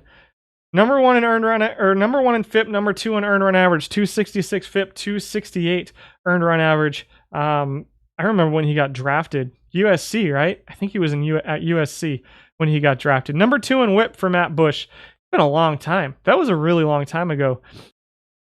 10 strikeouts per 9 innings, one of only 3 players above that number. Home runs are a little bit of an issue at 0.7. But 2.55 walks, solid control, solid stuff for Matt Bush. You can see pretty heavy splits versus righties, but again, the numbers versus lefties don't look absolutely terrible. 17.66% of his points percentage. Matt Bush is a proven winner at the iron level and number 1 among relief pitchers for this week. We'll go back through the other ones. We got Tommy Doyle at number 16. 337 FIP, 340 earned run average for Doyle. Dylan Maples at number 17 341 FIP, 333, number 2 in strikeouts. Reggie Bush, I'm pretty sure Matt Bush went to USC too. I might be out of my mind on that. Let me check. Matt Bush, San Diego. Maybe not. He might have gotten drafted out of high school. Selected for, I knew he was first overall pick. 2004, guys. That was 17 years ago. I was wrong. He did not go to USC. But that was a lifetime ago. 17 years ago. 2004. Dylan Maples is 17. Seth Frankoff at number 18. 19 is Adonis Medina at 19. Number 20 is Jorge Alcala, 346 FIP, 312 earned run average. Rex Brothers at 21. 22 is Castellanos. 23 is Red Evans, not the pitcher I wanted him to be. 24 is Antonio Santos. 25 is Anthony Kay. And 26 is Seth Elledge at 3.8 FIP, 363 earned run average for your relief pitchers. 5. So really, Reed looks really good. Tarpley looks pretty good.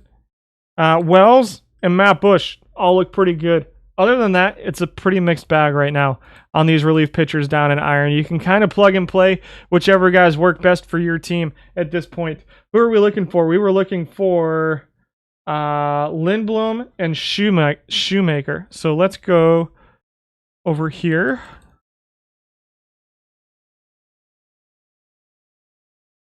Please. Let's get rid of this filter. Clear this filter. This will just give us all of the pitchers. Well, all of the starters anyway. So Lindblom. Not over here. We're looking for Shoemaker as well. Not over here.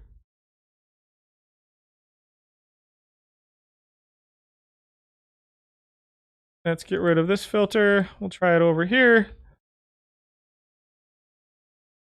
Shoemaker, 173 innings as a reliever, 37% start percentage, 3.43 earned run average, a FIP of 3.84 for Shoemaker. Looks pretty solid. Let's see, where's our innings pitch per game for Shoemaker? Is it 2.98 for Shoemaker? So he looks like a pretty solid addition to your starting rotation if you want it. Middle of the pack. Relief pitcher Lindblom with 337 innings pitched. I don't know why we didn't see him. Did we see him? We might have seen him. 323 earned run average and a 333 FIP for Lindblom. 1.143 whip over 3.22 innings pitched per game for Lindblom. Lindblom was on relievers. What makes a better iron closer over being a reliever? I don't think there really is. Just pick your best guy. Maybe want to avoid the specialists, the guys with really huge splits over, use the guys that don't have really big splits as a closer as opposed to like a middle relief pitcher or something like that.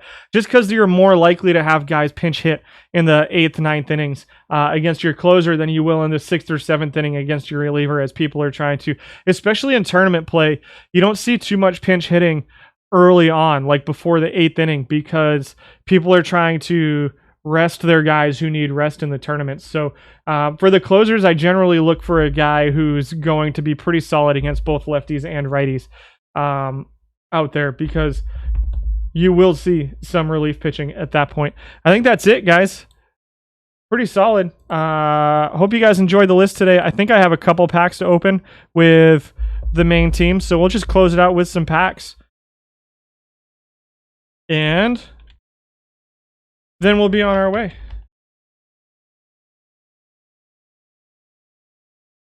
We do. We got these packs. I think I'll buy some packs too. Why not? Why not? We're getting crushed. We're back in Diamond this week. We added a Pete Rose for the sake of finishing up that build a legend. It's not working out. This league, the guys in this league are just this team. The players in this league are just too good. They're just too good. I can't compete with them. They're very, very good. The DLL is a very rough league, very, very tough league. Let's buy. You know what? Let's just make it 25 packs. We'll open 30 packs. If we get any perfect live cards, we will quick sell them. If we happen to get one and open 20 more packs or so. So we'll see how it goes. Good luck to us today on the packs. Yeah, we'll start it out with a George Springer, Jabari Blash, a Chuck Cottier, Pat Siri, David Lee, Mike Sims. I did pick up a Wander, a Gold Live Wander, which is not a terrible looking card. I have not looked at gold stats in the last couple weeks. Here's a Diamond, Jack Feister. 82 stuff, 78 movement, 53 control, 106 stamina. We got a hit today at least. 29,000, part of the Wainwright mission. Probably hold on to that. I would really like to finish that Wainwright mission. Solid hit there, Jack Feister. Ildemaro Vargas down to a 50. Craig McMurtry is a duplicate as well.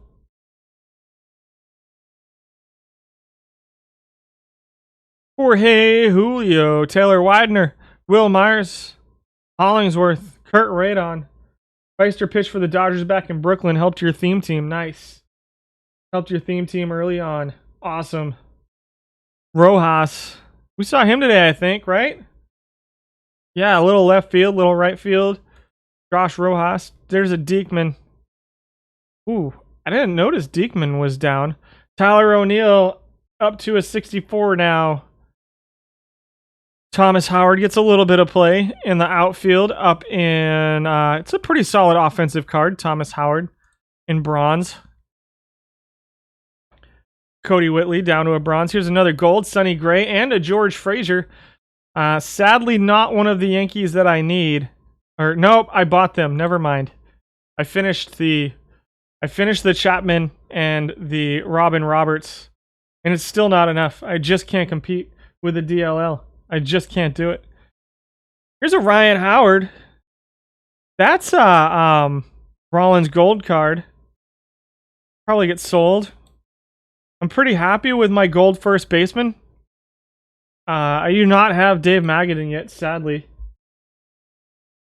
Probably will never have Dave Magadan. Build a legend Nagy. He'll get sold for a couple hundred perfect points at this point. Buckner. Franchi. Franchi might be back soon, guys. He's raking in AAA. Him and Jaron Duran. I don't know if we'll see either one of them back up by the end of the year. Or Franchi back up or Duran up. Duran got left off of the Olympics team, which I was pretty sad about. I think he deserved to be there. He played well in the qualifiers. So I don't know if that means the Sox asked them to leave him off so they can call him up soon or get him more play down there. There's a Satchel. Duran looks like he's going to be awesome. I can't wait. Is Blue Moon Odom, Joey Butler. Is that one of the new cards? No, he's part of Kazmir's mission. Chavis. Tanner Rainey. Randy Dobnak. Casio. Jim Pendleton. The Magadan Daily Perfect Draft open right now? I don't have time to do a draft today. I have to go straight to work after this, basically. Yerman Mercedes got sent down to AAA this week, guys. You know, remember that time Tony La Russa called out one of their best players and then all of a sudden he was terrible? Good job, Tony La Russa. I'm blaming Tony La Russa for that entire thing.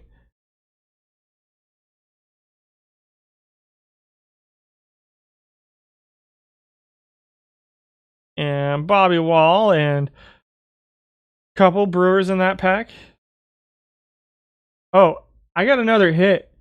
I got another birthday present this week.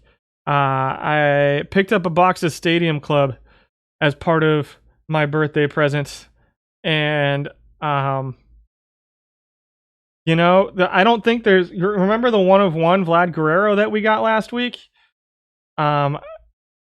Similar, not quite. It's a number to 10, but it's a pretty stellar Juan Soto number to 10 autograph. Pretty sweet card. Rainbow foil Stadium Club. It's pretty stellar. There's a Gabby Sanchez historical all-star. Not bad there.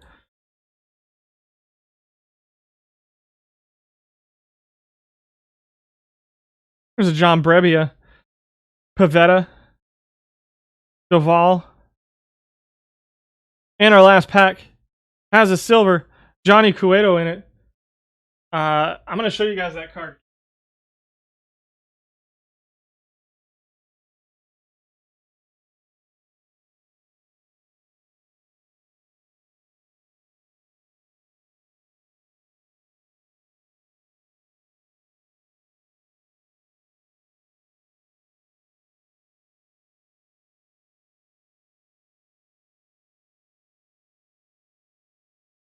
There you go. Oh, I guess we can make it big. Hold on. There you go. There you go, guys. Rainbow foil. You can kind of see it in the light. The lighting is not great in here, unfortunately. And that numbered 9 of 10 right there. The auto is much better than the other Soto, the number to 25. So I'm pretty happy with it. These are awesome cards. If you are into card collecting at all and you're not collecting Stadium Club, this is probably my favorite set beside the Chrome stuff. The Stadium Clubs are pretty spectacular cards right now. It's the photos on them are awesome. The action shots, it's just all action shots. They're just fantastic cards. You haven't gotten any. I'm working on organizing my stuff. I got all my 2021 stuff organized last weekend. So yeah, that was a pretty spectacular hit, especially after getting that 101 Vlad Jr. last week. So I'm pretty happy with what I've gotten so far. I think I'm going to try to sell my Aaron Judge to get a couple more boxes of Stadium Club because I'd really like to complete this set over the next couple weeks. Guys, that's my stream for today. I hope you enjoyed it. If you have any feedback, if you want to chat, just send me messages. I probably won't be able to get to you today because I'm about to go relax for a little bit before I have to go into work, but I'll try to get back to you late tonight or tomorrow morning whenever I get home. Yeah, LFC, I don't know how long they're going to make a comeback for because people are going to run out of money eventually. But yeah, the Stadium Club are awesome. And so I'm in a break this week, but I got 28th in our draft, so I'm going to end up with some crummy team. I don't know who I'm going to end up with. Probably the Diamondbacks or something, but every team has good hits too. So it's just a spectacular set. Thanks, guys. Have a great week. We'll see you next Tuesday. Probably with silver is what my plan's going to be for next week. I got to start getting into them today. So you guys have tops. Anything tops for baseball. I don't do any other sport besides baseball. I do a little bit of hockey every now and then. I'm not into the football and the basketball at all. LFC, but I know like they've got the Prisms in football that are pretty big right now, but Topps is the only company with the MLB license right now. So Topps, Bowman, Stadium Club, you'll get your logos and stuff. There are Donruss out there. There's Diamond Kings, the Paninis out there. But you're gonna see like you won't see like the team logos and stuff are all like photoshopped off and stuff. There's still spectacular cards. The Diamond Kings are an awesome set. But there's the resale. If you're looking for like resale value or big hits, it's Topps and Bowman are where it's at. Soccer's got some good stuff out there right now too. Yeah, Bowman is part of Topps. So Bowman and Topps they all kind of fall under the Topps thing. Bowman are big for rookies. Topps are big for something. They're a little bit cheaper, a little bit easier to find. The Bowman are super expensive, super hard to find. I haven't seen any studios, but the Stadium Clubs, I think the Stadium Club for base cards, the Stadium Club's the best product out there right now. They're pretty awesome. The Heritage, there is Topps Heritage, so Heritage is out there. Topps has a whole bunch of stuff that falls under them. But Donruss does exist. Panini makes some pretty stellar baseball cards. Upper Deck's still out there. They're just not as prevalent as they used to be. And the Bowman is where you get the first Bowman cards of the prospects, which is what is considered the true rookie cards on the market right now. So, but that's my life. The Panini cards are sweet. They're really pretty cards. But they're cardboard, so like the Topps, the Bowman are probably the product that's gonna hold up the best. The Topps are a pretty good combination. The Panini they're mostly like artist renditions, and so they're pretty cool. I don't have my box out right now. I'll try to get the box out next time so I can show you what they look like. But they're pretty. I don't have any of the Diamond Kings up right now, but Upper Deck is really big in hockey. Upper Deck makes fantastic hockey sets. I agree. Yeah, Bowman is a little tough for set collecting. It's only so the Bowman base is 100, and then there's 150 prospects, and so I have my Bowman base set from this year done. I've got like 35 prospects left that I need to do. The Panini doesn't have a ton of resale value. It's just more. They're pretty cheap. So if you're just looking to collect, there are some hits in the Panini that'll get you some resale value, but nothing major. Like you can, like Blaze Jordan right now, the Blaze Jordan Bowmans right now are huge, but a Blaze Jordan Panini wouldn't be anything. You sold your Michael Jordan rookie this weekend? Sorry. I've got my Bo Jackson rookie that I'm thinking about sending in to get graded. We'll see. I'm trying to stay out of the grading game for now because it's daunting. But guys, I gotta log off. I'll see you guys next week. Have a fantastic rest of the week, and we'll see you for Silver next Tuesday. Thanks, guys.